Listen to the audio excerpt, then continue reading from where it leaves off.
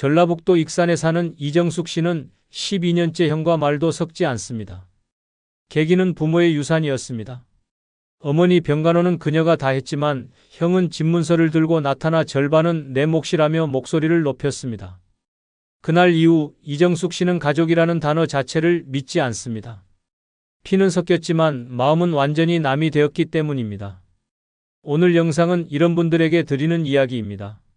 나이 들수록 왜 형제 자매가 남처럼 느껴지는지 그 현실을 5가지 이유로 풀어드립니다. 나이 들수록 형제 자매가 남이 되는 첫 번째 이유는 경제적 수준이 달라지면 대화도 감정도 만남조차 불편해지기 때문입니다. 형, 이번엔 형네 집 말고 우리 집에서 좀 모이자고 했더니 형수한테 이런 말 들었어요. 우리 집엔 불편할 거야. 애들이 시끄러워서. 그 말이요. 아직도 머리에서 안 사라집니다. 어릴 땐 똑같이 김치에 밥 비벼 먹고 학용품 나눠 쓰고 자랐습니다. 그런데 나이 들수록 현실은 다릅니다. 누군가는 잘 풀려 빌딩주가 되고 누군가는 아직도 전세 살며 약값 걱정합니다. 이때부터입니다. 만나면 대화가 어긋나고 명절에도 서로 다른 옷을 입고 한쪽은 백화점 쇼핑 얘기, 다른 한쪽은 마트 할인 쿠폰 얘기를 합니다. 눈빛은 점점 불편해지고 말끝마다 서운함이 묻어납니다. 형제 사이에서 돈 이야기는 직접 꺼내지 않아도 언제나 대화의 그림자처럼 따라다닙니다.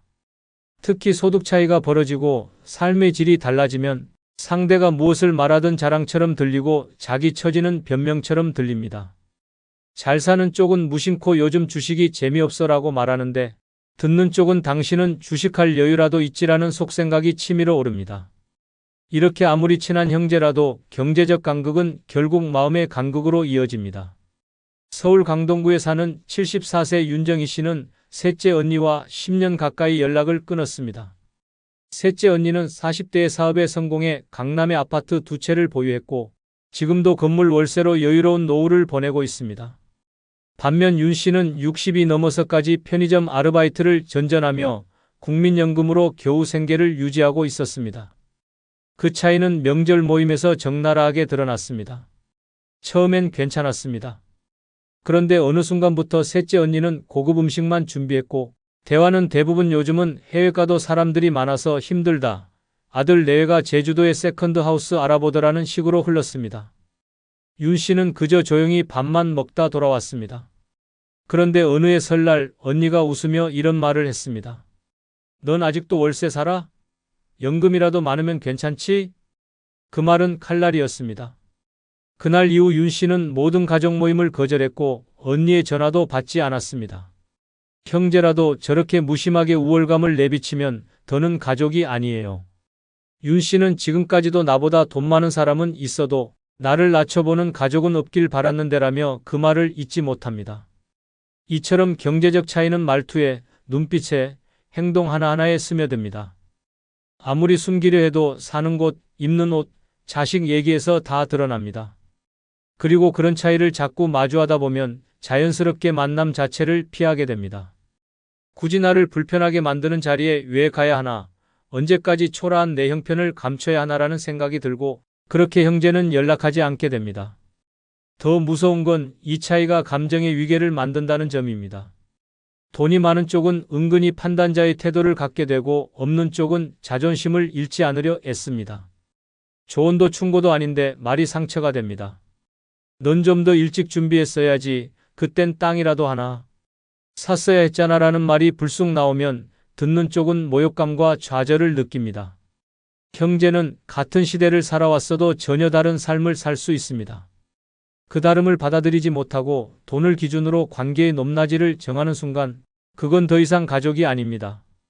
피를 나눈 사이라도 돈 앞에서는 냉정해지고 마음은 차가워집니다. 나이 들수록 그 간극은 줄어들지 않고 오히려 더 벌어지기 쉽습니다. 그래서 결국 형제는 경제적 이유로 멀어집니다.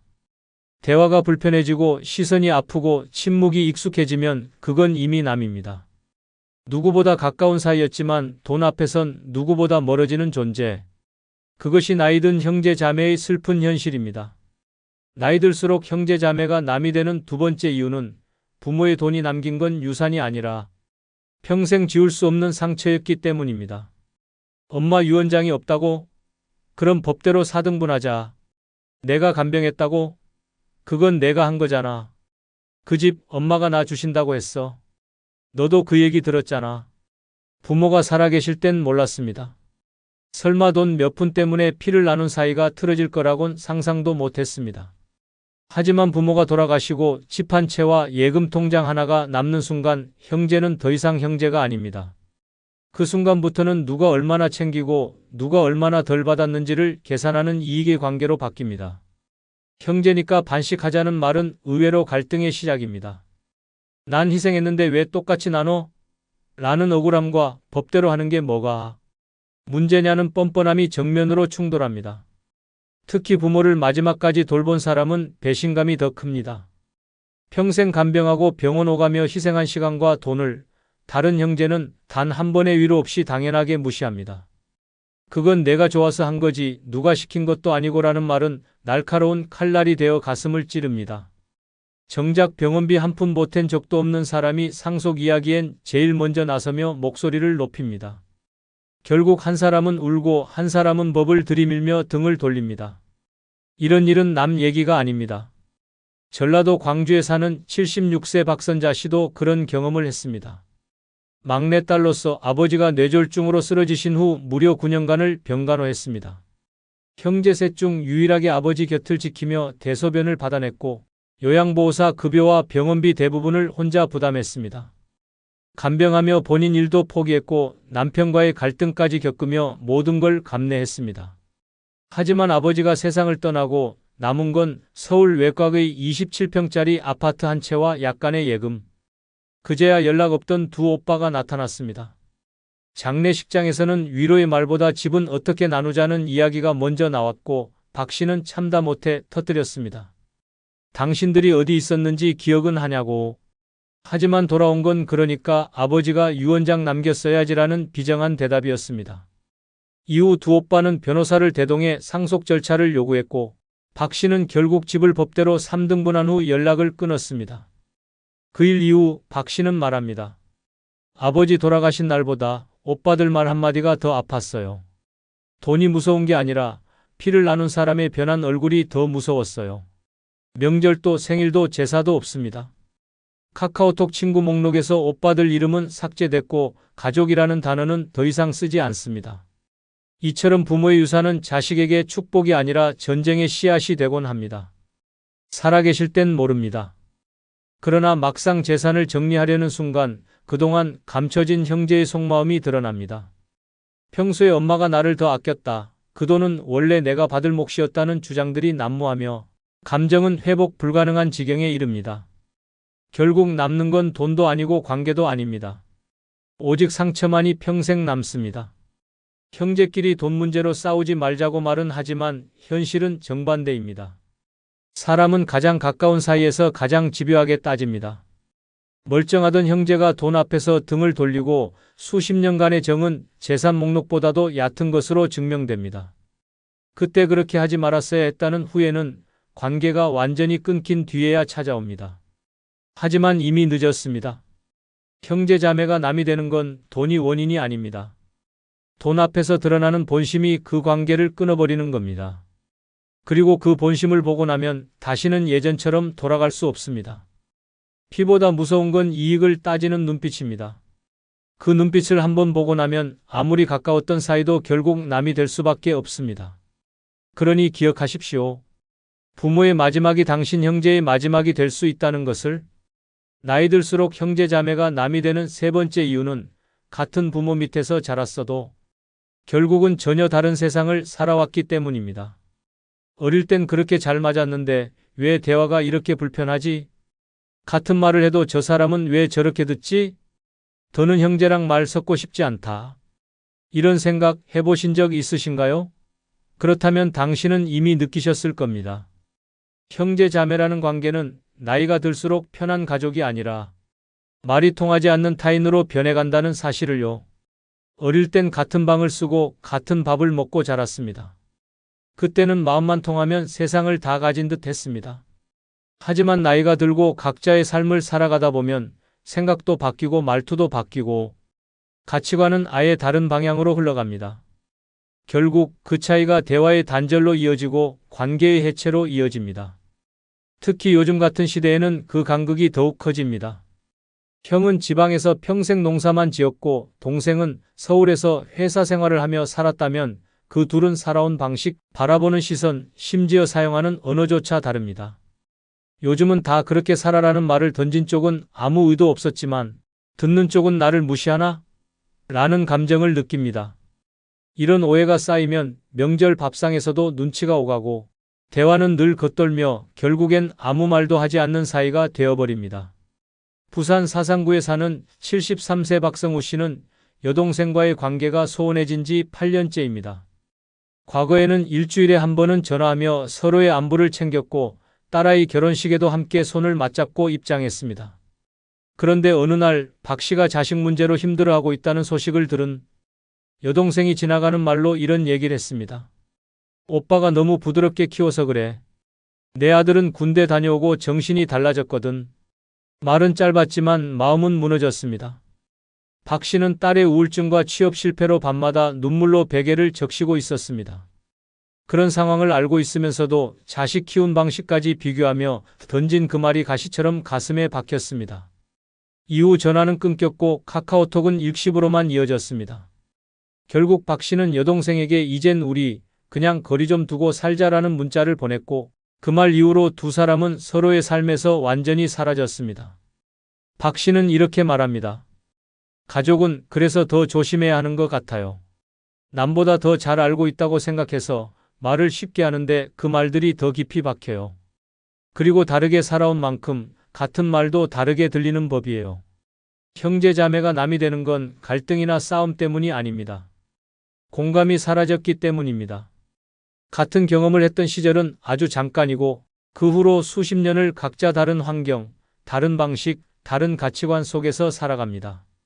그걸 인정하지 못하고 여전히 우리는 같은 가족이니까 통하겠지라고 믿는 순간 오히려 충돌이 더 커집니다. 어떻게 너는 그렇게 생각하냐? 넌 원래 말이 안 통해 같은 말이 오가며 관계는 점점 좁아질 공간조차 없게 됩니다. 가족이기 때문에 이해해야 한다고요? 그 말이 오히려 상대를 더 몰아세우는 칼이 됩니다. 형제는 가족이기 이전의 하나의 인격체입니다. 다른 환경에서 다른 방식으로 살아온 사람들입니다. 그 다름을 인정하고 거리를 두고 존중하지 않는다면 결국 형제는 대화가 불편한 타인이 되고 맙니다. 어릴 적 추억만으론 지금의 감정을 지탱할 수 없습니다. 그래도 가족인데라는 말이 오히려 상처가 되는 순간 이미 그 관계는 예전의 그것이 아닙니다. 나이 들수록 형제 자매가 남이 되는 건 거창한 사건 때문이 아닙니다. 공감의 끈이 끊기고 말이 더 이상 위로가 되지 않을 때 우리는 자연스럽게 멀어집니다. 그리고 그 거리는 다시 좁혀지지 않습니다. 피보다 강한 건 지금의 마음입니다. 그리고 그 마음이 통하지 않으면 형제도 결국 남입니다. 나이 들수록 형제 자매가 남이 되는 네 번째 이유는 자식 문제로 시작된 갈등은 절대 원래대로 돌아가지 않기 때문입니다. 그 말 아직도 생생하게 기억나요. 네 딸은 왜 결혼 못하냐는 그 말이요. 그때부터 오빠 얼굴도 보기 싫어졌습니다. 형제 자매 사이에서 자식 이야기는 절대 가볍게 꺼낼 주제가 아닙니다. 그런데 나이 들수록 이 선을 넘는 순간이 자주 찾아옵니다. 우리 아들은 요즘 대기업 다닌다더라. 그 집 애는 이번에도 시험 떨어졌다며? 자식 교육이 그게 뭐냐라는 말은 겉으론 관심처럼 들리지만 실은 비교이고 평가이고 명백한 상처입니다. 가족끼리니까 말할 수 있다? 틀렸습니다. 형제끼리라서 더 못해야 할 말이 있습니다. 특히 부모 마음은 자식에게 가장 약하기에 자식 문제를 건드리는 순간 그 감정은 걷잡을 수 없이 무너집니다. 칭찬조차도 불편하게 들립니다. 조카는 똑똑하네, 그 집 애는 효자야라는 말도 상황에 따라선 상대방을 조용히 찌르는 칼이 됩니다. 게다가 자식의 문제가 부각될수록 형제 간에는 이상한 위계가 생깁니다. 성공한 자식을 둔 형제는 말끝마다 우월감을 숨기지 못하고 자식이 취업이나 결혼 등에서 어려움을 겪는 쪽은 점점 위축됩니다. 만남은 불편해지고 대화는 줄어들며 결국 서로의 소식을 멀리서만 듣는 관계가 됩니다. 눈으로는 웃어도 속으론 상처가 피어납니다. 그 쌓인 감정은 어느 날 폭발하고 한번 멀어진 마음은 다시 돌아오지 않습니다. 충청남도 천안에 사는 75세 이성옥 씨는 여동생과의 관계가 완전히 끊긴 지 5년째입니다. 결정적 계기는 조카들의 결혼 문제였습니다.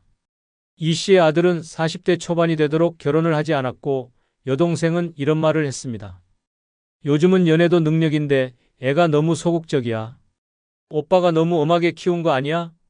평소라면 넘길 수도 있었겠지만 그 시기 이 씨는 아들의 심리치료와 직장 스트레스로 마음고생이 심했던 터였습니다. 그날 이후 이 씨는 여동생의 얼굴조차 보기 싫어졌습니다. 생일 문자에도 답하지 않았고 추석에도 연락을 피했습니다. 여동생은 사과를 시도했지만 그냥 걱정돼서 한마리야라는 말이 오히려 이 씨의 마음을 더 닫게 만들었습니다. 정말 걱정했으면 그 말은 하지 말았어야지. 이 씨는 아직도 여동생의 전화번호를 휴대폰에서 지우지 않았습니다. 하지만 다시 통화할 일은 없을 거라고 말합니다. 자식 이야기로 갈라선 사이는 다시 붙지 않습니다. 이처럼 형제 사이를 갈라놓는 가장 흔하고도 치명적인 갈등은 자식입니다. 내 자식을 평가받는 순간 부모는 자신까지 부정당했다고 느낍니다. 그리고 형제의 입에서 나온 말이라면 더더욱 깊게 상처가 남습니다. 그 말은 절대 잊히지 않습니다. 네 애는 왜 그래라는 말은 너는 부모로서 실패했다는 말과 다르지 않습니다. 자식 문제는 각자의 삶과 고통이 담긴 영역입니다. 외부에서 보기엔 단순한 조언일 수 있지만 부모에겐 자존심이고 존재 이유입니다. 그 자존심을 무너뜨리는 말이 형제의 입에서 나왔을 때 마음은 돌아서고 감정의 문은 닫힙니다. 그 뒤엔 아무리 미안하다고 해도 그 문은 좀처럼 다시 열리지 않습니다. 형제는 인생의 절반 이상을 함께해온 존재입니다. 그러나 자식 문제로 갈라선 감정은 형제라는 이름 하나로는 회복되지 않습니다. 피보다 강한 건 자식에 대한 마음입니다. 그리고 그 마음을 무너뜨린 사람이 형제라면 더는 같은 편이 될 수 없습니다. 자식 문제로 상처받은 부모의 마음은 조용히 멀어지고 그렇게 형제는 남보다 먼 존재가 됩니다. 나이 들수록 이 관계는 돌아오지 않습니다. 형제라는 이름이 더 이상 위로가 되지 않는 순간이 찾아오면 그들은 이미 남입니다. 나이 들수록 형제 자매가 남이 되는 5번째 이유는 가까운 사이일수록 마음에 없는 말이 더 깊이 박히기 때문입니다. 그 말 남이 했으면 안 아팠을 거예요. 근데 형이 하니까 못 견디겠더라고요. 피를 나눈 가족이니까 대충 말해도 괜찮겠지? 절대 그렇지 않습니다. 남보다 가까운 사이일수록 말 한마디가 더 깊게 찌르고 더 오래 남습니다. 친구가 했으면 웃고 넘겼을 말도 형제 자매가 하면 가슴에 박힙니다. 왜냐고요? 기대가 있었기 때문입니다. 그 사람만은 내 마음을 이해해 주길 바랐고 그 사람만은 내 편이 되어 주길 바랐기 때문입니다. 하지만 현실은 그렇지 않았고 그래서 더 아프고 더 억울하고 결국엔 더 멀어지는 것입니다. 특히 나이 들수록 서로 살아온 환경과 가치관이 달라지며 말투 하나, 태도 하나가 상처가 됩니다. 너는 맨날 그 모양이지 그 나이 먹고 아직도 그걸 몰라? 우리 자식들은 안 그래. 이런 말들이 아무렇지도 않게 튀어나옵니다. 조언처럼 포장된 비난, 관심처럼 들리는 무시. 가장 가까운 사람의 입에서 나온 말이 가장 아프게 가슴을 찌릅니다. 더 무서운 건 이 말을 한 사람은 기억도 못한다는 겁니다. 말한 사람은 에이, 그 정도를 가지고 삐쳐? 농담이었잖아 라며 대수롭지 않게 넘깁니다. 하지만 들은 사람은 밤잠을 설칩니다. 왜 내 형이, 왜 내 동생이 나한테 저런 말을 할까? 마음속에서 그 한마디를 곱씹고 또 곱씹습니다. 그 순간부터 그 형제는 더 이상 가족이 아니라 상처 준 사람으로 각인됩니다. 마음의 문이 닫히고 연락은 끊기고 생일도 명절도 사라집니다.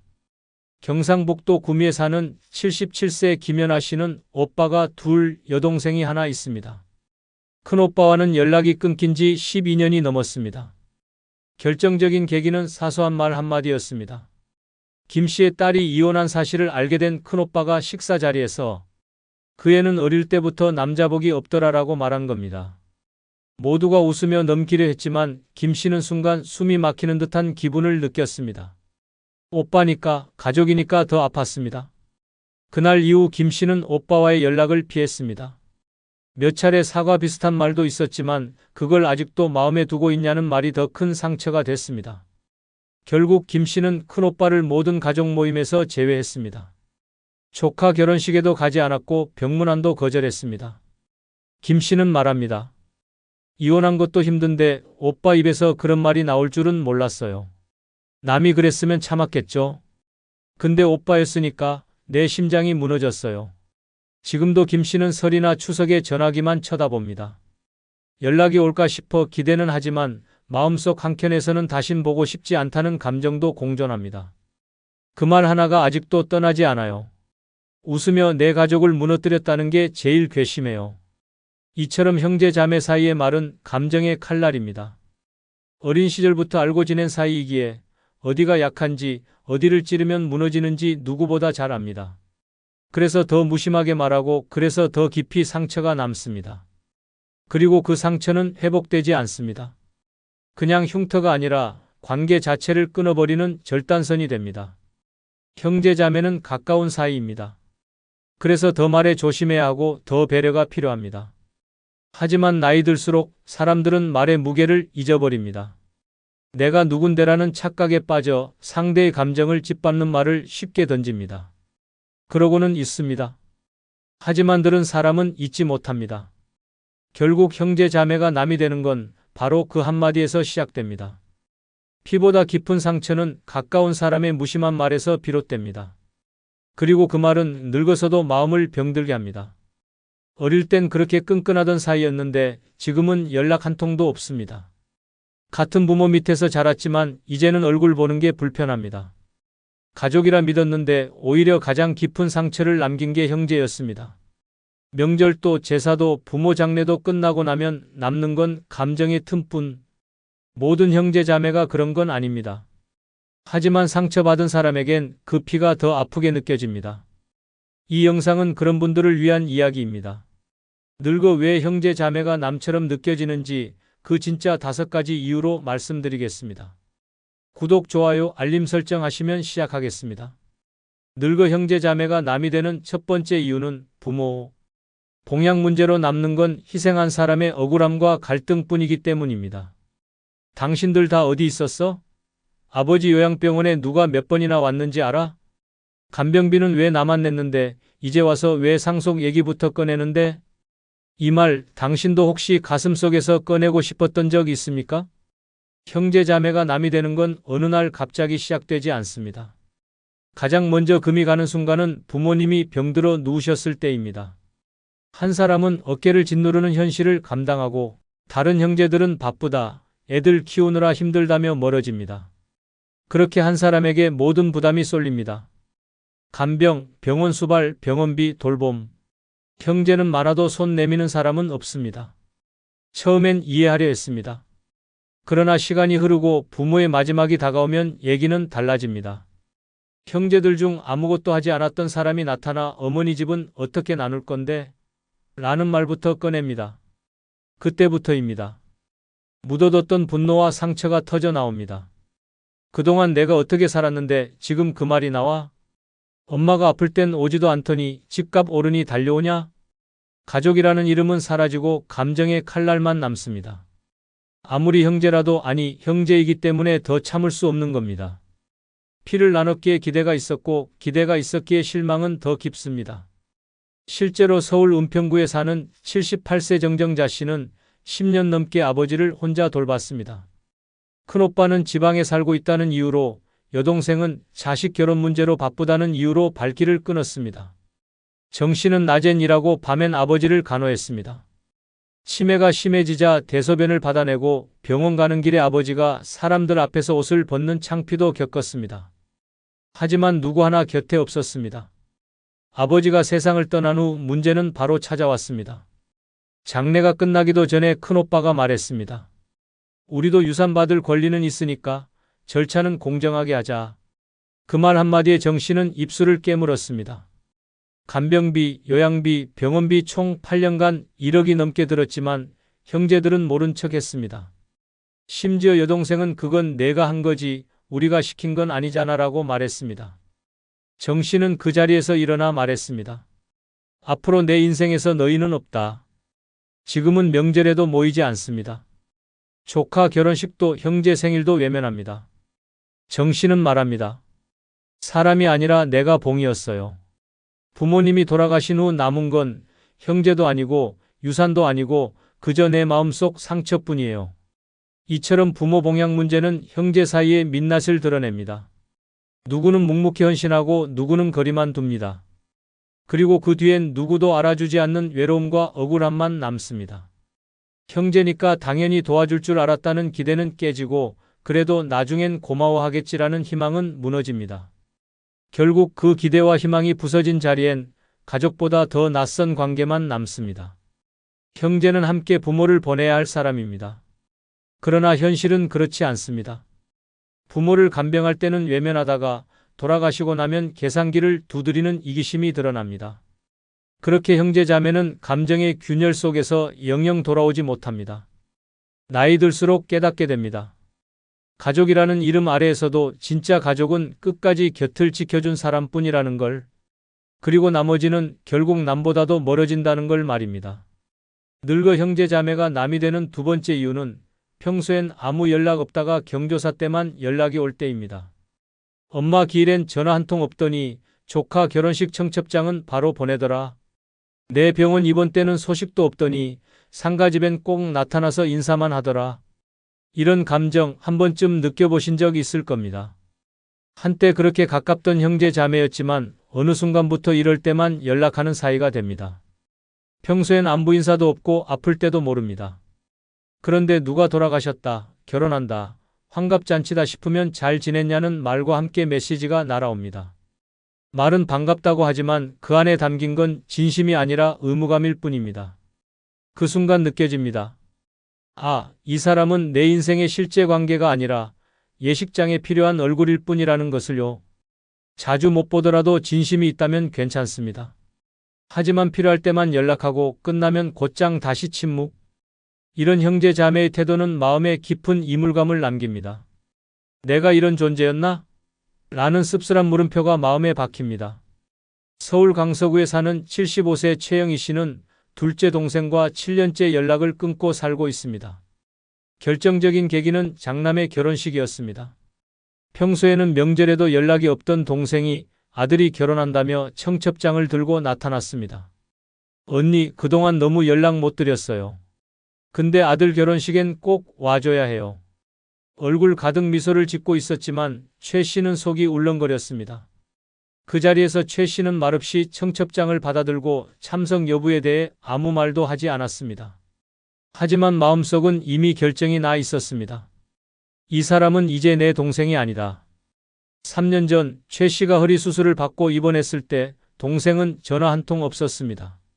명절에도 문자 한 줄 오지 않았고 부모님 제사에도 바쁘다는 이유로 불참했습니다. 그런데 결혼식은 꼭 와달라는 그 말이 날선 비수처럼 꽂혔습니다. 최 씨는 결국 결혼식에 참석하지 않았고 이후 동생은 연락이 두절됐습니다. 최 씨는 말합니다. 나는 평소에 없는 사람 취급받다가 결혼식 손님 한 명 채우러 불린 느낌이었어요. 피는 섞였어도 그 사람은 이제 남이에요. 지금도 그녀는 가족 단체방에서 동생의 번호를 차단해둔 상태입니다. 이 사례는 단지 한 사람의 얘기가 아닙니다.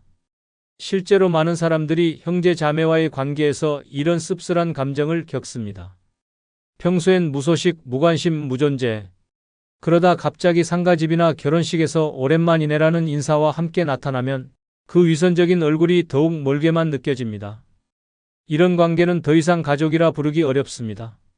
관심이 단절된 채 오직 사회적 체면이나 형식으로만 이어지는 관계는 가족이 아니라 비즈니스에 가깝습니다.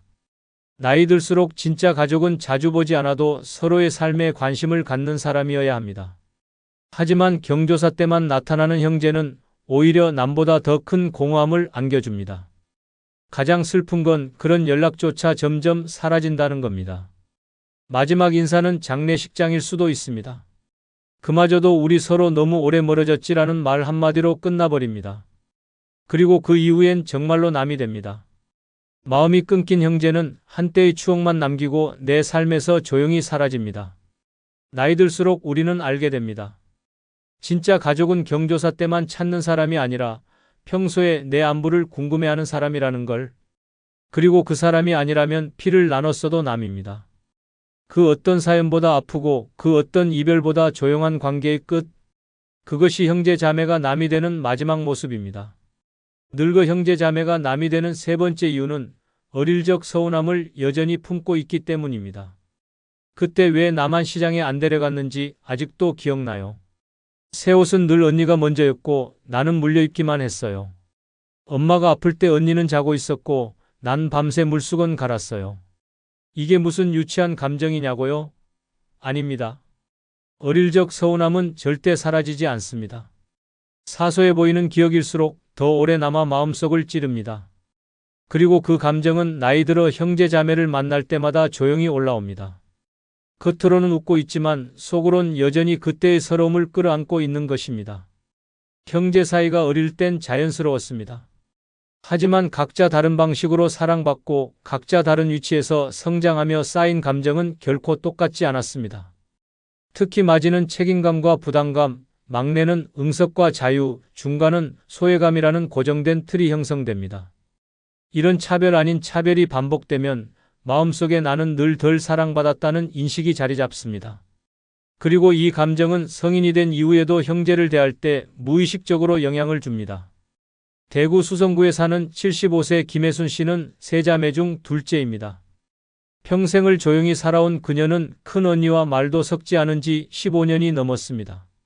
그 계기는 명절 상차림을 준비하던 중에 언니가 아무렇지 않게 던진 한마디였습니다. 넌 어릴 때도 늘 조용했잖아. 엄마한테 딱히 혼난 기억도 없지? 그 순간 김 씨는 심장이 덜컥 내려앉았습니다. 평생 끌어안고 있었던 감정이 바로 그 말에서 무너졌기 때문입니다.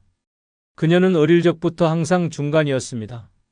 큰언니는 장녀라는 이유로 가족의 기대를 한몸에 받았고 막내는 귀엽다는 이유로 항상 사랑을 받았습니다. 반면 그녀는 늘 눈치를 보며 중간을 지켜야 했고 무엇 하나 마음대로 해본 기억이 없었습니다. 친구들과 소풍 갈 때도 언니는 돈을 받고 막내는 도시락을 싸갔지만 자신은 내가 알아서 해라는 말을 들었습니다. 김 씨는 그 서운함을 수십 년간 마음에 묻고 살았습니다. 하지만 그날 언니가 던진 한마디에 모든 게 터졌습니다. 넌 사랑받는 게 뭔지 몰라. 그래서 그렇게 된 거야. 말을 내뱉고 김 씨는 그 자리를 박차고 나왔습니다. 이후로는 명절 초대도 받지 않고 언니의 안부 전화도 받지 않습니다. 지금도 김 씨는 말합니다. 사람은 나이 들어도 안 변해요. 어릴 때 누가 날 아프게 했는지, 누가 날 외면했는지 그건 죽을 때까지 기억납니다. 그 말 속엔 억울함과 서운함이 뒤섞여 있었습니다. 김 씨에게 형제는 가족이 아닌 감정을 되새김질하게 만드는 잊고 싶은 관계가 되어버린 것입니다. 이처럼 형제 사이에 남아있는 오래된 감정은 쉽게 없어지지 않습니다. 특히 그 감정이 서운함일 경우 겉으론 아무 일 없는 듯 보여도 속으로는 계속 골마갑니다. 어릴 적 차별받았다는 기억, 부모가 누구를 더 아꼈다는 의심, 형제가 내 마음을 몰라줬던 순간들이 하나둘 되살아납니다. 그렇게 형제는 지금의 말보다 과거의 감정으로 판단되는 존재가 됩니다. 무엇보다 무서운 건 그 감정이 쌓이기만 하고 풀리지는 않는다는 점입니다. 나이 들수록 대화는 줄고 감정 표현은 더 어려워집니다. 결국 한마디 사과도 없이 오해를 안고 관계는 끊어집니다. 그리고 그 이별은 슬프기보다 차라리 후련합니다. 이제는 더 이상 상처받지 않아도 된다는 해방감이 따릅니다. 형제자매는 나를 가장 오래 본 사람이지만 그만큼 나를 가장 깊이 다치게 할 수 있는 사람입니다. 그 관계를 유지하려면 과거의 감정을 끌어안고 사는 것이 아니라 그 감정을 인정하고 조심하는 태도가 필요합니다. 하지만 대부분은 그걸 외면합니다. 그리고 결국 서로를 피하고 서로를 잊고 서로를 남처럼 대하게 됩니다. 나이 들수록 형제 자매가 남이 되는 건 단지 지금의 일이 쌓여서가 아닙니다. 오히려 어린 시절 내내 꾹꾹 눌러왔던 감정이 나이 들수록 더 자주, 더 깊게 올라오기 때문입니다. 그 감정을 풀지 못하고 살아온 사람들에겐 형제라는 존재가 결국 남보다 더 불편한 관계로 남을 수밖에 없습니다. 그리고 그 이별은 조용하지만 영원합니다. 늙어 형제 자매가 남이 되는 네 번째 이유는 노후 생활이 경제적 비교의 대상이 될 때 관계가 감정 아닌 숫자로 무너지기 때문입니다. 형네는 해외여행 다닌다며? 너희는 연금 많이 나오잖아. 그렇게 좋은 데서 살면 명절에 선물 하나쯤 더 할 수 있잖아? 처음엔 농담이었습니다. 하지만 그 말 속엔 뾰족한 칼날이 숨어 있습니다. 노후의 삶이 잘 사는 사람과 간신히 버티는 사람으로 나뉘기 시작하면 형제자매는 서로에게 위로가 아닌 불편한 거울이 됩니다. 만나면 괜히 위축되고 말 한마디에도 자존심이 흔들립니다. 부동산, 연금, 자식의 직업, 병원비 걱정까지 모두가 비교의 대상이 되고 그 비교가 마음의 벽을 세웁니다. 특히 60대를 넘어서면 삶은 더 분명히 갈립니다. 공무원 연금이나 퇴직금이 넉넉한 형제는 한 달에 2번 골프 치러 나가고 생활형 알바로 겨우 버티는 형제는 교통비 아끼려고 약국도 걸어갑니다. 그런 상황에서 우리 와이프는 이번에 안마의자 바꿨어 같은 말은 상대에게 수치심과 허탈함을 안깁니다. 아무리 형제라도 경제적 차이는 마음을 멀게 만듭니다. 감정이 아니라 숫자가 거리를 결정짓기 때문입니다. 실제로 전라남도 순천에 사는 76세 안재근 씨는 2살 위 형과의 관계를 끊은 지 6년이 지났습니다. 두 사람은 어릴 적부터 친구처럼 지냈고 청년기엔 함께 자취하며 서로의 삶을 응원하던 사이였습니다. 그러나 은퇴 후 모든 게 바뀌었습니다. 형은 공기업에 다니다가 정년 퇴직하며 공무원 연금에 가까운 수준의 월급여를 받았고 안 씨는 자영업 실패로 퇴직금도 없이 65세까지 일하다 겨우 국민연금으로 생계를 이어가고 있었습니다. 차이는 모임에서부터 드러났습니다. 형은 언제나 좋은 옷을 입고 왔고 요즘 골프장에서 바람 쐬니 허리도 안 아프더라며 건강 자랑을 했습니다. 안 씨는 웃으며 들었지만 속은 끓어올랐습니다. 대화의 끝은 늘 요즘 연금도 쥐꼬리라 생활이 빠듯해라는 안 씨의 말, 그리고 그래도 형제끼리 뭔가 도우며 살자는 형의 말이었습니다. 그 말은 늘 부담이었고 빚진 기분이 들었습니다.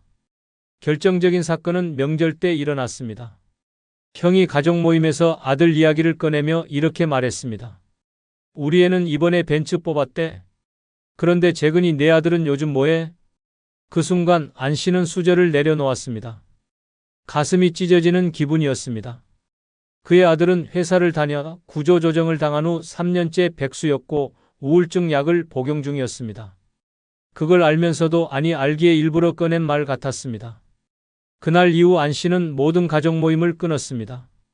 전화도 받지 않았고 형에게 이제 각자의 삶에 집중하자는 문자를 보낸 뒤 차단했습니다. 지금은 조카 결혼식에도 가지 않고 고모 제사도 따로 지냅니다. 형이 날 깎아내렸다는 느낌 아직도 생생합니다. 피는 섞였지만 마음은 다르다는 걸 그날 확실히 알았어요. 이처럼 노후에 드러나는 경제적 격차는 형제 사이의 감정을 잠식합니다. 누구는 여유롭게 요양병원을 고르고 누구는 통장 잔고 보며 진료일을 미룹니다. 그때 너도 조금만 일찍 준비했으면 좋았을 텐데라는 말 한마디는 평생 쌓아온 형제애를 무너뜨립니다. 형제자매는 돈을 나누지 않더라도 감정을 나눌 수 있어야 합니다. 하지만 노년의 삶은 그마저도 어렵습니다. 돈은 말에 태도를 입히고 시선의 위계를 만듭니다. 부러움이 질투가 되고 위로가 오지랖이 됩니다. 결국 같은 피를 나눈 사람이 세상에서 가장 불편한 존재가 됩니다. 나이 들수록 우리는 돈이 곧 자존심이라는 걸 알게 됩니다. 그리고 형제는 그 자존심을 가장 쉽게 건드리는 사람입니다. 비교당하는 순간 말없이 무너집니다. 경제력이 다르면 삶이 다르고 삶이 다르면 감정도 함께 멀어집니다. 그렇게 형제자매는 가장 오래된 타인이 됩니다. 피는 섞였지만 마음은 이미 남입니다. 늙어 형제자매가 남이 되는 5번째 이유는 같은 뱃속에서 태어났어도 살아온 방식과 가치관이 너무 다를 때입니다. 그 얘기를 형이 그렇게 받아들일 줄은 몰랐어요. 그 말을 듣고는 이 사람하고는 대화 그만해야겠다 싶었습니다. 어릴 땐 똑같은 장난감 갖고 놀고 같은 밥상에 둘러앉아 웃었던 사이였습니다. 하지만 시간이 흐르고 각자 다른 세상을 살다 보면 형제라고 해도 생각은 완전히 달라집니다. 아니, 오히려 형제이기 때문에 더 충격이 큽니다. 같은 부모 밑에서 자란 사람이 이렇게까지 나와 다를 수 있나? 이질감이 들고 그 다름이 견딜 수 없는 벽이 되는 순간 형제는 남이 됩니다. 가치관의 차이는 사소한 말에서 시작됩니다. 예를 들어 누군가는 자식은 알아서 크는 거야 라고 말하고 다른 누군가는 부모 책임이지 애가 왜 망가져? 라고 받아칩니다.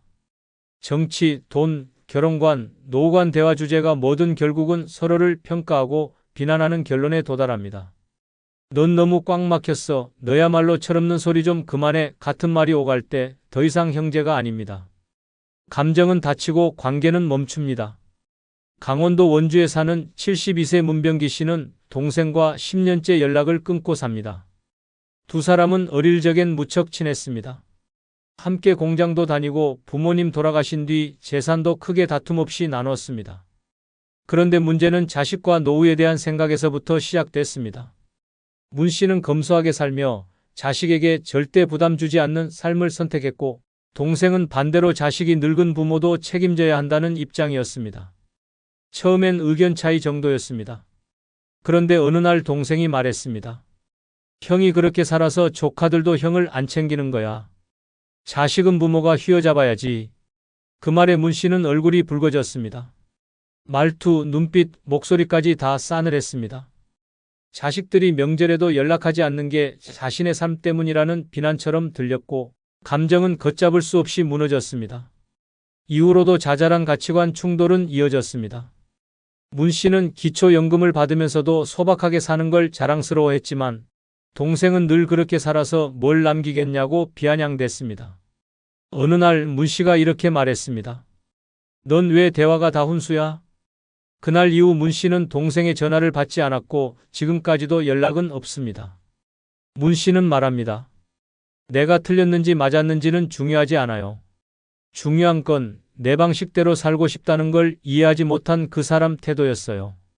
그게 끝이었죠. 이처럼 형제 자매는 가까운 사이지만 가치관이 엇갈리면 가장 멀어진 존재가 됩니다. 대화는 오해로 가득하고 말끝마다 그건 아니지라는 판단이 섞입니다. 피를 나눴다는 이유로 마음까지 같을 거라 기대하지만 오히려 피가 섞였기에 그 다름은 더 크게 다가옵니다. 다른 사람에게는 넘길 수 있는 말도 형제에게는 배신처럼 느껴집니다. 문제는 나이 들수록 생각이 굳어진다는 점입니다. 젊을 땐 의견 차이로 웃고 넘기던 이야기들이 이제는 인생 전체를 부정당한 듯한 기분이 됩니다. 내가 그렇게 생각할 줄은 몰랐어 라는 말은 넌 더 이상 내 편이 아니야 라는 선언이 됩니다. 결국 연락은 줄고 모임도 멀어지고 관계는 점점 사라집니다. 형제는 가족이지만 동시에 서로 다른 인생을 살아온 개인입니다. 그 다름을 인정하지 않으면 가족이라는 말이 더 이상 위로가 되지 않습니다. 오히려 감정의 무기가 되어 서로를 찌르게 됩니다. 그리고 그렇게 다름을 받아들이지 못한 형제는 어느새 연락처에서 사라지고 명절에도 얼굴을 볼 수 없는 남이 되어 있습니다. 같은 뱃속에서 나왔다고 해도 같은 방향으로 늙어가는 건 아닙니다. 그 다름을 받아들이고 존중하지 못하면 피보다 먼 감정만 남게 됩니다. 결국 나이 들수록 형제 자매는 타인보다 더 불편한 존재가 됩니다. 그리고 그 순간 우리는 스스로 형제를 놓는 연습을 시작합니다. 그건 이별이 아니라 마음의 거리 정리입니다. 우리 오빠가 상속 다 가져갔어요. 심지어 장례식 끝나기도 전에 땅 문서부터 정리했답니다. 아버지는 딸은 시집갔으니 줄 게 없다고 했대요. 저는 평생 간병했는데요. 이런 말도 안 되는 이야기 실제로 수도 없이 벌어지고 있습니다. 유산 한번 잘못 나누면 가족이 찢어지고 형제가 원수가 됩니다. 평생 함께했던 자식들끼리 변호사 앞에서 으르렁대고 조카들끼리도 얼굴을 못 보게 됩니다. 문제는 대부분 부모의 한마디 부족함에서 시작됩니다. 이번 영상은 바로 부모의 잘못된 유산 분배로 집안이 풍비박산. 나는 5가지 경우를 적나라하게 알려드리겠습니다. 부모의 잘못된 유산 분배로 집안이 풍비박산 나는 첫 번째 이유는 간병한 자식에게만 상속을 몰아줬을 때입니다. 평생을 희생했는데 돌아온 건 형제 자매의 분노와 절연이었다면 믿을 수 있겠습니까? 치매 말기까지 부모를 돌본 자식에게 전 재산을 몰아주자 다른 형제들이 상복을 벗기도 전에 소송장을 들이밀었습니다. 죽음이 눈앞에 다가왔을 때조차 돈이 가족보다 앞서는 순간 가정은 산산조각 납니다. 노년의 병상은 외롭고 지독합니다. 매 끼 밥을 먹이고 기저귀를 갈고 병원에 들락거리는 일은 시간도 돈도 감정도 소모시키는 고된 일입니다.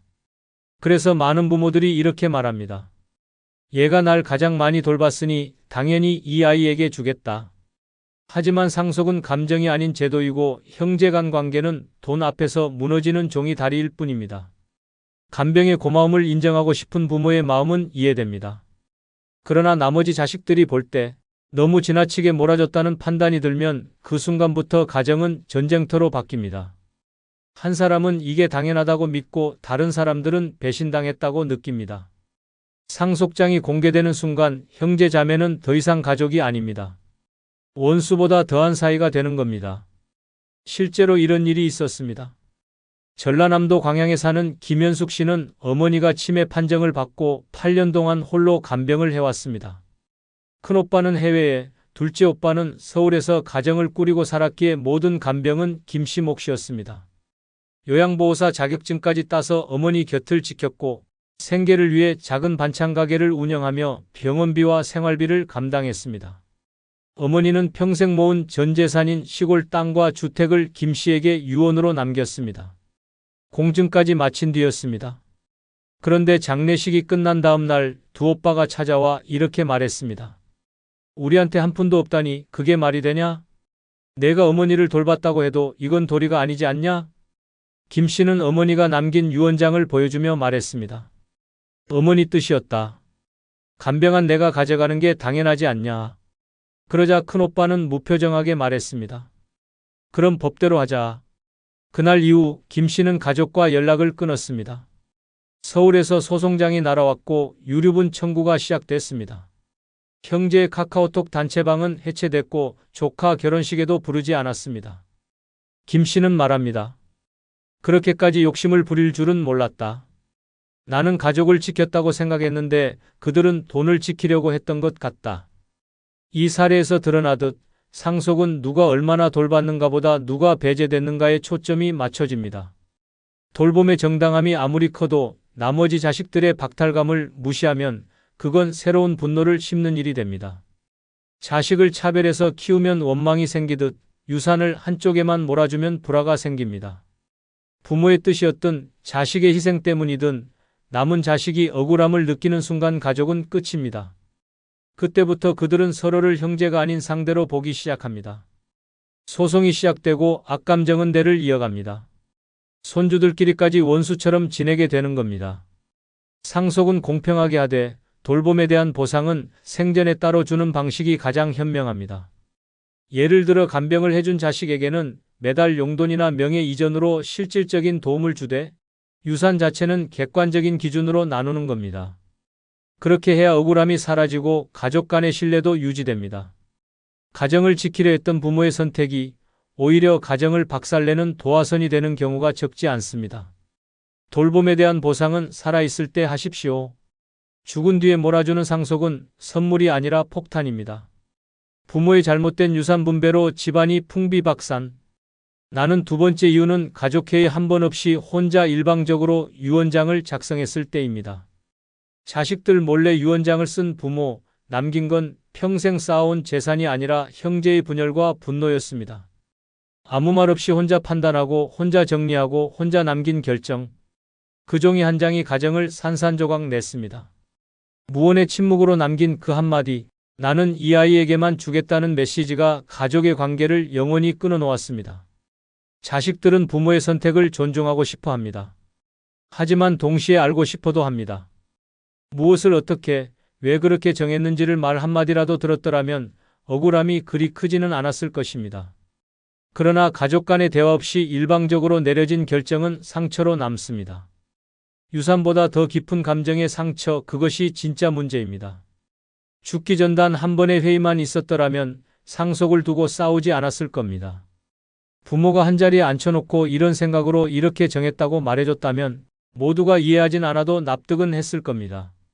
하지만 아무런 말 없이 변호사와 둘이 앉아 유언장을 작성하고 자식들은 장례식 후에야 알게 된다면 그 순간부터는 슬픔이 분노로 바뀝니다. 눈물 뒤엔 소송이 기다립니다. 서울 강동구에 사는 정은영 씨 가족이 그랬습니다. 어머니는 3남 2녀를 둔 평범한 가정의 가장이었습니다. 아버지가 일찍 돌아가시고 5남매는 뿔뿔이 흩어져 살았지만 명절엔 늘 한자리에 모였고 서로 왕래도 있었습니다. 어머니는 말년까지 건강했고 시골에 있는 전답과 서울 아파트 한 채를 소유하고 있었습니다. 어머니가 갑작스레 뇌출혈로 입원한 뒤 3주 만에 세상을 떠났고 그 후 변호사로부터 유언장이 전달됐습니다. 그 유언장엔 이렇게 적혀 있었습니다. 나는 큰아들에게 서울 아파트 전부를 남긴다. 나머지 자식들은 이미 충분히 자립했기에 더 이상의 상속은 필요 없다. 충격은 예상보다 컸습니다. 특히 둘째와 셋째 아들은 말도 없이 진행된 유언장에 분노했습니다. 유산을 어떻게 나누느냐보다 그 과정을 왜 숨겼는가에 더 큰 배신감을 느낀 것입니다. 넷째 딸은 울면서 말했습니다. 엄마는 평생 형제끼리 사이좋게 지내라고 하셨는데 결국 마지막 선택이 우리를 갈라놨어요. 결국 유언 무효 소송이 시작됐고 가족들 간 연락은 끊어졌습니다. 조카들끼리도 더 이상 명절에 얼굴을 보지 않게 되었고 심지어 손자 결혼식에 초청하지 않는 사태까지 벌어졌습니다. 정은영 씨는 이렇게 회상합니다. 어머니는 분명히 좋은 뜻이었을 겁니다. 큰오빠가 부모님 모셨으니 그에 대한 보상이라고 생각하셨겠죠. 하지만 그 뜻을 미리 한마디만 했더라면 이렇게까지 되진 않았을 겁니다. 사람은 재산 때문에 분노하는 게 아닙니다. 소외됐다는 느낌 때문에 상처받습니다. 마치 나는 중요하지 않은 자식이었다는, 부모가 나를 끝내 믿지 않았다는 그 감정이 무너지는 겁니다. 상속금이 1억이든 10억이든 정당한 설명과 공감이 없다면 상속은 감사가 아닌 원망으로 남습니다. 가족회의는 단지 의견을 묻는 자리가 아닙니다. 부모의 뜻을 설명하고 자식들의 감정을 보듬으며 미래의 갈등을 막는 최소한의 예방주사입니다. 누군가 상처받지 않게, 누군가 억울해하지 않게 마지막까지도 부모로서의 책임을 다하는 자리입니다. 말을 아끼는 게 지혜일 수도 있지만 유산 앞에서의 침묵은 비수가 됩니다. 한 번의 대화로, 한 통의 편지로, 단 한 줄의 설명으로도 형제는 끊어지지 않을 수 있습니다. 유언장은 문서지만 가족에게 남긴 마지막 말이기도 합니다. 그 말이 이해와 위로로 다가올지 상처와 분노로 남을지는 부모의 선택에 달려 있습니다. 남긴 건 재산이지만 무너진 건 가족이었습니다. 이것이 바로 말없이 쓴 유언장이 집안을 파탄낸 진짜 이유입니다. 부모의 잘못된 유산 분배로 집안이 풍비박산. 나는 세 번째 이유는 형제 중 가장 잘 사는 자식에게는 한 푼도 안 줬을 때입니다. 너는 잘 사니까 안 줘도 되잖니? 이 한마디가 그 자식의 가슴에 평생 지워지지 않는 멍을 남깁니다. 돈이 아니라 마음이 무너지는 순간입니다. 부모는 형평을 생각했다지만 자식은 차별을 느낍니다.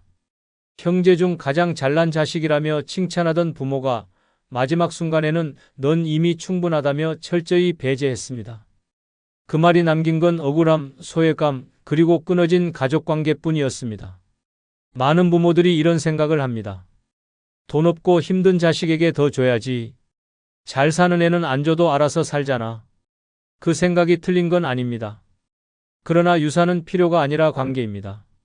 가진 것과 상관없이 자식은 부모에게 사랑을 균등하게 받았다고 느끼고 싶어 하는 존재입니다. 그런데 돈이 기준이 되어버린 순간 관계는 망가지고 가족은 원수가 됩니다. 더구나 그 잘난 자식은 자수성가했을 확률이 높습니다. 스스로 피땀 흘려 성공했고 형편 어려운 부모와 형제들을 도운 적도 많았을 것입니다. 그런데도 부모는 단 한 푼의 유산도 주지 않으며 넌 됐다고 선언합니다. 그 자식은 묻습니다. 그럼 나는 부모에게 필요 없는 자식이었습니까? 경기도 구리시에 사는 박영진 씨는 셋째 아들입니다. 그는 대학을 자비로 다녔고 스스로 사업을 일궜습니다. 부모에게 매달 용돈을 드렸고 명절마다 형제 자매에게 선물까지 챙겼습니다. 반면 첫째는 수차례 사업 실패로 채무에 시달렸고 둘째는 장기 실직 상태였습니다. 박 씨는 말없이 도왔습니다. 가족이니까요. 그런데 어머니가 돌아가시고 상속 문제가 불거지자 뜻밖의 일이 벌어졌습니다. 어머니의 유언장에 박 씨의 이름은 없었습니다. 시골 땅은 첫째에게, 주택은 둘째에게. 박 씨는 처음엔 믿지 못했습니다. 형제들이 말했습니다. 엄마가 그랬어. 넌 잘 사니까 굳이 줄 필요 없다고. 그 순간 박 씨는 웃으며 말했습니다. 그래. 나는 필요 없는 자식이었구나.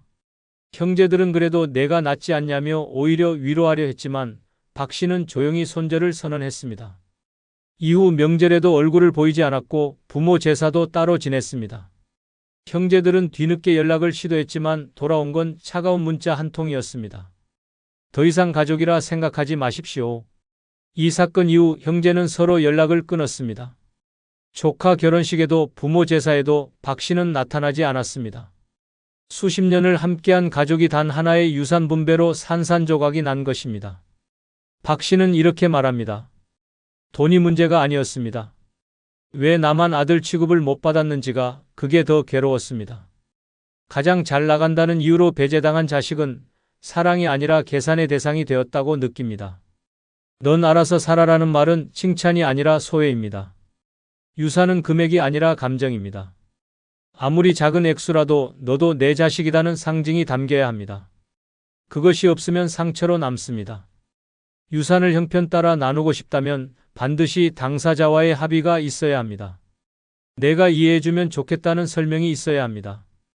그렇지 않으면 부모는 형편을 고려한 선택을 했다고 믿지만 자식은 평생의 배제를 기억하게 됩니다. 돈이 많은 자식에게 한 푼도 주지 않았다고 해서 그 자식이 망하지는 않습니다. 하지만 그 마음을 지키지 못하면 그 자식은 영영 가족에서 떠납니다. 남긴 건 땅과 집이었지만 잃은 건 자식 한 명이었습니다. 부모의 그 선택 하나가 가정을 무너뜨린 진짜 이유입니다. 부모의 잘못된 유산 분배로 집안이 풍비박산. 나는 네 번째 이유는 딸은 시집갔으니 안 줘도 된다고 했을 때입니다. 너는 시집갔잖니? 남의 집 식구한테 뭘 또 줘? 이 말을 남긴 순간 부모는 딸의 마음에서 부모 자격을 잃습니다. 딸은 자신을 한 집안의 자식이 아닌 그저 시집 보낸 짐 취급받았다고 느낍니다. 상속을 배제당한 딸은 외칩니다. 시집은 갔지만 엄마 아빠 딸 아닌가요? 그러나 그 외침은 아무도 듣지 못한 채 유산분배라는 이름의 장부 속에서 지워집니다. 그렇게 시작된 분노는 가족을 갈라놓습니다. 멀쩡하던 형제 자매가 서로 소송하고 명절에도 얼굴을 못 보는 사이가 됩니다. 부모는 그저 관습대로 딸은 출가 외인이라는 말을 믿고 판단했을 뿐일지 모릅니다. 하지만 시대가 변했습니다. 딸도 부모를 돌봤고 가족을 위해 헌신했고 무엇보다 같은 핏줄입니다. 그런데도 넌 시집갔으니 끝이라는 한마디는 부모에게 받은 마지막 말로 남습니다. 그 말은 딸의 자존심을 짓밟고 평생 품고 살았던 가족에 대한 믿음을 깨버립니다. 인천 서구에 사는 윤지연 씨는 3남매 중 막내입니다. 형 2명은 각각 결혼 후 타지에서 살고 있었고 지연 씨는 결혼 후에도 친정 근처에서 살며 부모님을 돌봤습니다. 병원 진료, 생일 상차림, 명절 음식까지 대부분 지연 씨가 챙겼고 아버지가 쓰러졌을 때도 곁을 지킨 건 그녀였습니다. 하지만 아버지가 돌아가신 뒤 어머니가 남긴 유언장에 충격적인 내용이 있었습니다. 윤지연에게는 별도 상속하지 않는다. 이미 시집을 가서 충분히 도리를 다했다. 오빠들은 아무렇지 않게 말했습니다. 엄마 말이 맞잖아. 너도 이해하겠지? 지연 씨는 말이 나오지 않았습니다. 평생 가족을 위해 산 게 허무했습니다. 자신이 남의 집 딸이 아닌 바로 이 집의 자식이었다는 사실이 부정당한 듯한 기분이었습니다. 그날 이후 지연 씨는 가족들과 연락을 끊었습니다. 장례식장에서도 짐을 싸들고 조용히 떠났고 명절 인사도 없었습니다. 시간이 지나 큰오빠가 연락을 시도했지만 돌아온 건 차가운 한 문장이었습니다. 그날 이후 저에게는 더 이상 가족이 없습니다. 지연 씨는 이렇게 회상합니다. 딸이라는 이유로, 시집갔다는 이유로 내 몫을 지운 게 아니라 존재 자체를 지운 겁니다. 난 가족에게 필요 없는 존재였다는 걸 유언장으로 확인받은 거죠. 돈보다 더 큰 건 감정입니다. 딸도 자식입니다.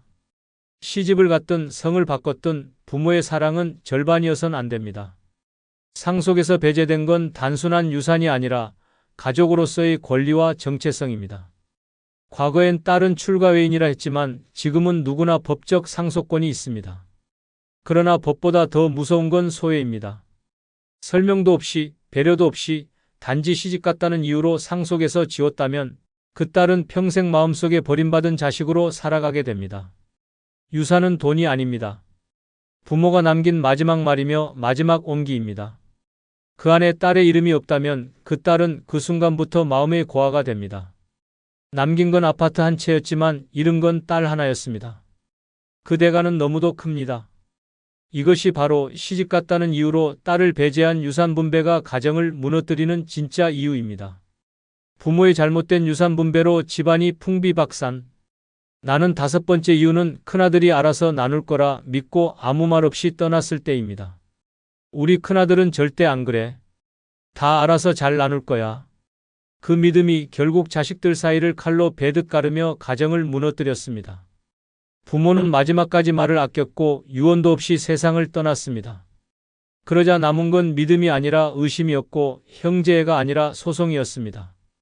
가장 오래된 아들이니 집안일을 도맡아 해왔으니 그가 공정하게 처리할 거라 생각했던 부모의 믿음은 오히려 모든 비극의 시작이었습니다. 죽음을 앞둔 순간 부모가 남길 수 있는 가장 강력한 유산은 공평한 분배입니다. 하지만 그걸 맏아들의 인성에 맡긴다는 건 위험한 도박입니다. 인간은 돈 앞에서 달라집니다. 아무리 평소 인격이 좋아도 수억 원짜리 유산이 눈앞에 있으면 생각이 바뀝니다. 형제 간 우애보다도 잃어버릴지 모를 기회를 먼저 계산하게 됩니다. 특히 부모가 생전에 유산 이야기를 꺼내지 않고 내가 잘 알아서 해라 한마디만 남겼다면 그건 불씨 하나만 던지고 떠난 것과 같습니다. 나머지 자식들은 생각합니다. 정말 공평하게 나누려는 건가? 의심이 생깁니다. 큰아들은 말합니다.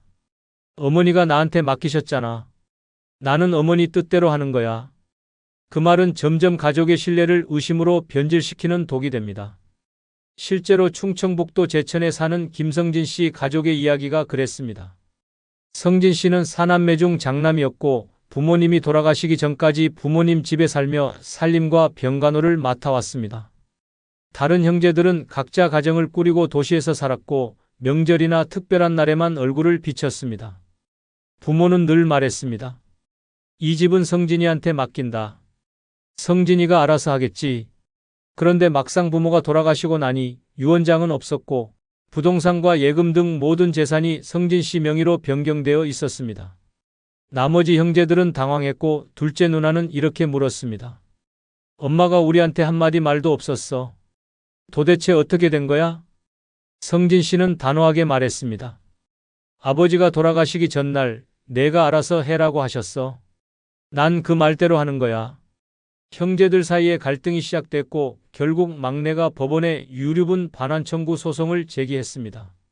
재산 목록이 공개되고 그동안 비밀리에 처리된 증여 내역까지 드러났습니다.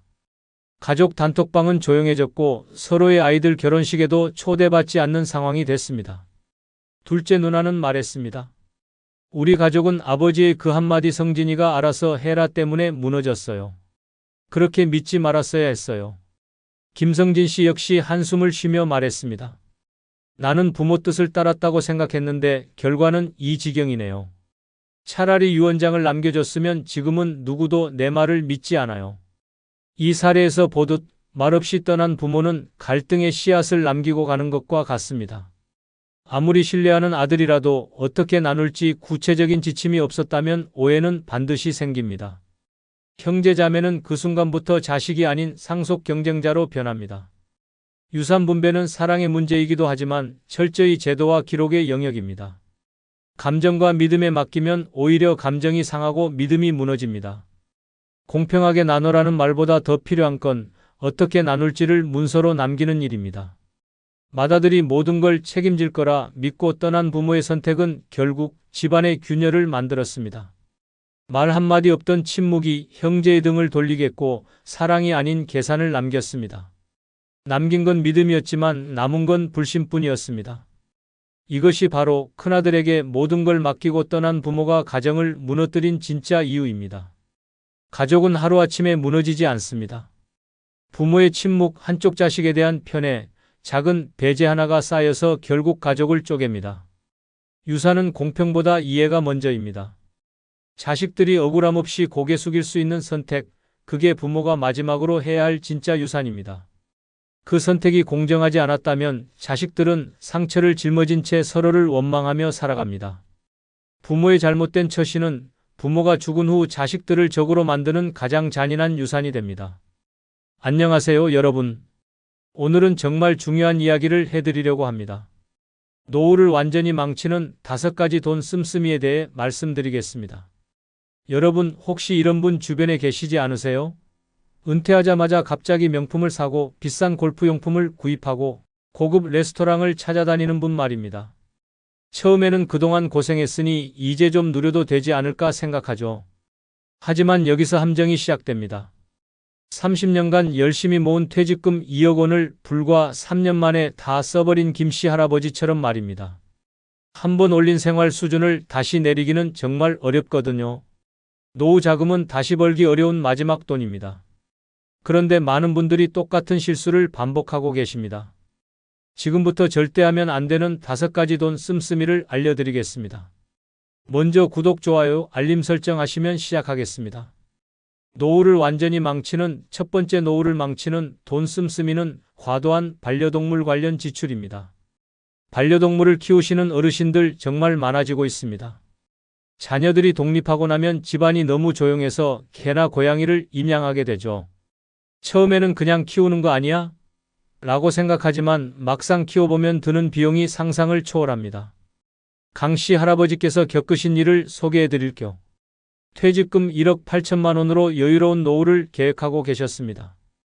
그런데 집이 너무 적막해서 작은 강아지 한 마리를 분양받으셨어요. 말티즈였는데 분양비만 150만 원이었습니다. 강아지를 데리고 온 첫날부터 지출이 시작되었어요. 사료그릇부터 방석, 목줄, 장난감까지 기본용품만 50만 원이 들었습니다. 그런데 진짜 문제는 그 다음부터였어요. 한 달 후 강아지가 아프기 시작했습니다. 동물병원에 가니 종합검진을 받아보라고 하더군요. 검진비만 30만 원이었는데 결과를 보니 심장에 문제가 있다고 했습니다. 수술비로 200만 원이 필요하다는 거였어요. 강 할아버지는 고민하셨습니다. 그런데 수의사가 말했어요. 지금 수술하지 않으면 평생 약을 먹어야 하고 결국 더 큰 수술이 필요할 수도 있습니다. 어쩔 수 없이 수술을 받게 하셨죠. 수술 후에도 지출은 끝나지 않았어요. 매달 심장약 값으로 15만 원, 특수사료비로 8만 원이 나갔습니다. 거기에 정기검진비까지 더하면 한 달에 30만 원씩 들었어요. 문제는 여기서 그치지 않았습니다. 강아지 미용을 위해 한 달에 한 번씩 펫샵에 가는데 매번 10만 원씩 들었어요. 우리 강아지가 다른 강아지들보다 못하게 보이면 안 되잖아라는 마음에서였죠. 가장 큰 충격은 강아지가 다리를 다쳤을 때였습니다. 계단에서 떨어져서 인대가 끊어졌는데 수술비가 무려 500만 원이었어요. 수의사는 수술하지 않으면 평생 절뚝거릴 것이라고 했습니다. 강 할아버지는 사람도 아닌 강아지 수술에 500만 원이나? 라고 생각했지만 막상 강아지가 아픈 모습을 보니 차마 포기할 수가 없었어요. 결국 대출까지 받아서 수술을 시켰습니다. 수술 후 재활치료도 필요했어요. 물리치료비로 한 달에 20만 원씩 6개월 동안 들었습니다. 집에서도 특별한 관리가 필요해서 마사지 기계, 재활용 계단 등을 사느라 추가로 100만 원이 나갔어요. 이렇게 3년 동안 강아지를 키우면서 든 비용을 계산해보니 놀라웠습니다. 총 1,800만 원이 들어간 것이었어요. 퇴직금의 10%가 강아지 때문에 사라진 셈이었죠. 가장 안타까운 건 강아지가 나이가 들면서 병원비가 더 많이 든다는 사실이었어요. 노견이 되니까 관절염, 백내장, 신장질환 등 각종 질병이 생겼습니다. 매달 병원비만 50만 원 이상 들기 시작했어요. 왜 이런 과도한 지출이 생기는 걸까요? 첫째, 반려동물을 가족처럼 생각하기 때문입니다. 우리 강아지가 아픈데 어떻게 돈을 아끼겠어? 라는 마음이 들어서 무리한 지출을 하게 됩니다. 둘째, 동물병원의 과도한 진료비 때문입니다. 사람 병원과 달리 건강보험이 적용되지 않아서 모든 비용을 본인이 부담해야 합니다. 그럼 어떻게 해야 할까요? 먼저 반려동물을 입양하기 전에 평생 드는 비용을 미리 계산해 보세요. 일반적으로 소형견 기준으로 평생 2천만 원 이상이 든다고 봐야 합니다. 월 예산을 정해서 그 범위 내에서만 지출하는 것도 중요합니다. 응급 상황을 대비해서 별도의 적립금도 마련해 두세요. 반려동물도 소중하지만 여러분의 노후 자금이 더 중요하다는 걸 잊지 마세요. 노후를 완전히 망치는 두 번째 돈 씀씀이 바로 친구 따라간 불필요한 여행입니다. 여보세요? 우리 같이 일본 여행 어때요? 은퇴 후 이런 전화를 받으면 마음이 설레지 않으십니까? 갑자기 생긴 자유시간과 여유로운 마음에 그래. 한번 가볼까? 하고 쉽게 대답하게 됩니다. 최근 제가 만난 박씨 어르신의 실화를 들려드리겠습니다. 공무원으로 30년 근무 후 받은 퇴직금이 2억 5천만 원이었습니다. 평생 검소하게 살아오신 분이라 충분한 노후 자금이라고 생각했죠. 퇴직 후 첫 번째 유혹이 왔습니다. 직장 선배가 전화를 걸어와 말했습니다. 박 선생, 우리 은퇴 기념으로 온천 여행 가자. 2박 3일에 150만 원이면 돼. 거절할 이유가 없었습니다. 30년 동안 함께 일한 동료들과의 마지막 추억이라고 생각했거든요. 온천에서 돌아온 지 한 달 만에 또 다른 제안이 들어왔습니다. 이번에는 부인의 동창회에서 제주도 여행을 계획한다는 것이었습니다. 남편들도 같이 가자는 말에 부부가 함께 200만 원을 들여 다녀왔습니다. 제주도 여행에서 만난 여행사 직원이 말했습니다. 어르신들께 중국 장가게 투어를 추천해드려요. 경치가 정말 환상적이에요. 그 말을 들은 부인이 남편을 졸랐습니다. 우리도 한번 가보자. 3박 4일 중국 여행에 300만 원이 들었습니다. 여행에서 돌아올 때마다 새로운 계획이 생겼습니다. 중국에서 만난 한국 관광객이 베트남 하롱베이가 정말 좋더라고 했고, 다른 친구는 태국 방콕도 가볼 만하다고 추천했습니다. 그렇게 6개월 동안 4번의 해외여행을 다녔습니다. 문제는 여행 수준이 점점 높아진다는 것이었습니다. 처음에는 단체 패키지 여행으로 시작했는데 친구들이 나이가 있는데 좀 편하게 다니자며 개별 여행을 제안했습니다. 항공료만 2배로 뛰었고 호텔비도 훨씬 비쌌습니다. 가장 큰 실수는 유럽 여행이었습니다. 친구들이 평생 한 번은 가봐야 하는 곳이라며 10박 12일 일정을 제안했습니다. 한 사람당 700만 원, 부부가 가면 1,400만 원이나 들었습니다. 박 씨 어르신은 너무 비싸다고 망설였지만 친구들이 언제 또 이런 기회가 있겠어? 라는 말에 결국 따라갔습니다. 유럽에서 돌아온 후 충격적인 사실을 알게 되었습니다. 1년 동안 여행비로만 3,500만 원이 나간 것입니다. 퇴직금의 14%가 여행비로 사라진 셈이었죠. 더욱 심각한 건 여행 중독 증상이 나타났다는 점입니다. 집에만 있으면 답답해서 견딜 수 없고 친구들과 만나면 이번에는 어디로 갈까? 라는 이야기만 나왔습니다. 여행이 취미가 아니라 의무처럼 느껴지기 시작했습니다. 왜 이런 현상이 나타나는 걸까요? 첫째, 은퇴 후 급격히 늘어난 자유시간을 어떻게 보내야 할지 몰라서입니다. 평생 바쁘게 살던 사람들은 갑자기 할 일이 없어지면 불안해집니다. 여행이 그 불안감을 달래주는 수단이 되는 거죠. 둘째, 친구들과의 관계를 유지하고 싶은 마음 때문입니다. 나만 안 가면 소외될까봐 걱정되어 무리해서라도 따라가게 됩니다. 특히 한국 사회의 집단 문화에서는 이런 압박감이 더 심합니다. 셋째, 마지막 기회라는 심리적 압박 때문입니다. 건강할 때 가야 한다. 나이 들면 못 간다는 생각에 급하게 결정하게 됩니다. 여행업계도 이런 심리를 이용해 시니어 전용 인생 마지막 여행 같은 마케팅을 합니다. 그럼 어떻게 대처해야 할까요? 가장 중요한 것은 연간 여행 예산을 정하는 것입니다. 노후 자금에서 여행비로 쓸 수 있는 금액을 미리 정하고 그 범위를 절대 넘지 않아야 합니다. 전문가들은 연간 소득의 5% 이내를 권장합니다. 친구들의 모든 제안을 수용할 필요는 없습니다. 이번에는 개인 사정으로 못 가겠다고 당당하게 말하세요. 진정한 친구라면 이해해 줄 것입니다. 여행의 목적도 다시 생각해 보세요. 단순히 시간 때우기나 친구들과의 어울림이 목적이라면 굳이 비싼 해외여행일 필요가 없습니다. 국내 당일치기 여행이나 근교 나들이로도 충분히 즐거운 시간을 보낼 수 있습니다. 마지막으로 기억하세요.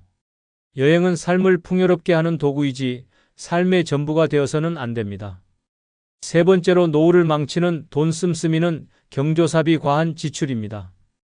혹시 이런 고민 해보신 적 있으신가요? 예전 직장 후배가 결혼한다는데 얼마나 줘야 할까? 이웃집 아들 돌잔치에 갔는데 다른 분들은 얼마나 주셨을까? 은퇴 후에도 끊이지 않는 경조사 때문에 매달 지출이 만만치 않습니다. 얼마 전 상담받은 조씨 할머니 경우를 보겠습니다. 평생 인맥 관리를 중요하게 여기셨던 분이라 지인이 정말 많았습니다. 은퇴금으로 2억 원을 모으셨는데 퇴직 후 경조사비 지출이 걷잡을 수 없이 늘어났습니다. 문제의 시작은 직장 후배들의 결혼 러시였습니다. 한 달에 결혼식만 3번씩 있었고 매번 20만 원씩 축의금을 냈습니다. 예전에 내가 결혼할 때 10만 원 받았으니까 물가 상승을 고려해서 20만 원은 줘야지라고 생각하셨거든요. 결혼식뿐만 아니라 돌잔치도 문제였습니다. 조할머니가 다니던 교회 젊은 부부들이 아이를 낳을 때마다 돌잔치에 초대받았습니다. 한 번 가면 10만 원은 기본이고 특별히 가까운 사이라면 20만 원도 줬습니다. 더 큰 문제는 장례식이었습니다. 같은 나이대 지인들의 부모님이나 배우자가 돌아가시는 일이 늘어났습니다. 조문을 갈 때마다 30만 원에서 50만 원씩 부조금을 냈습니다. 상가에는 넉넉하게 줘야 한다는 생각 때문이었죠. 가장 부담스러웠던 건 회가병과 칠수년이었습니다. 친구들이 하나둘씩 회갑을 맞으면서 큰 잔치를 벌였는데 매번 50만 원에서 100만 원씩 들었습니다. 축하금도 줘야 하고 가족들과 함께 참석하면 식사비도 따로 나갔거든요. 계산해보니 한 달 평균 경조사비가 200만 원이 넘었습니다. 1년이면 2,400만 원입니다. 조할머니는 인심이 후해야 나중에 내가 어려울 때도 도움받는다고 생각했지만 현실은 달랐습니다. 정작 조할머니가 경제적으로 어려워졌을 때는 아무도 도와주지 않았습니다. 그동안 축의금을 받았던 사람들은 연락도 잘 안 되고 도움을 요청해도 요즘 우리도 어려워서라며 돌아섰습니다. 왜 이런 일이 벌어지는 걸까요? 첫 번째 이유는 체면을 중시하는 문화 때문입니다. 너무 적게 주면 구두쇠라는 소리 듣는다는 걱정에 과도하게 지출하게 됩니다. 두 번째는 상호부조의 착각입니다. 지금 많이 줘야 나중에 많이 받는다고 생각하지만 실제로는 그렇지 않은 경우가 많습니다. 특히 나이 차이가 많이 나는 후배들에게 준 축의금은 돌려받을 가능성이 거의 없습니다. 세 번째는 물가 상승을 과도하게 반영하는 것입니다. 예전에 5만 원 줬으니까 지금은 20만 원 줘야지라고 생각하지만 경조사비는 물가만큼 오르지 않는 경우가 많습니다. 그럼 어떻게 현명하게 대처해야 할까요? 먼저 경조사비 예산을 정하세요. 월 소득에서 경조사비로 쓸 수 있는 비율을 미리 정하고 그 범위 내에서만 지출하는 겁니다. 관계의 친밀도에 따라 차등을 두는 것도 필요합니다.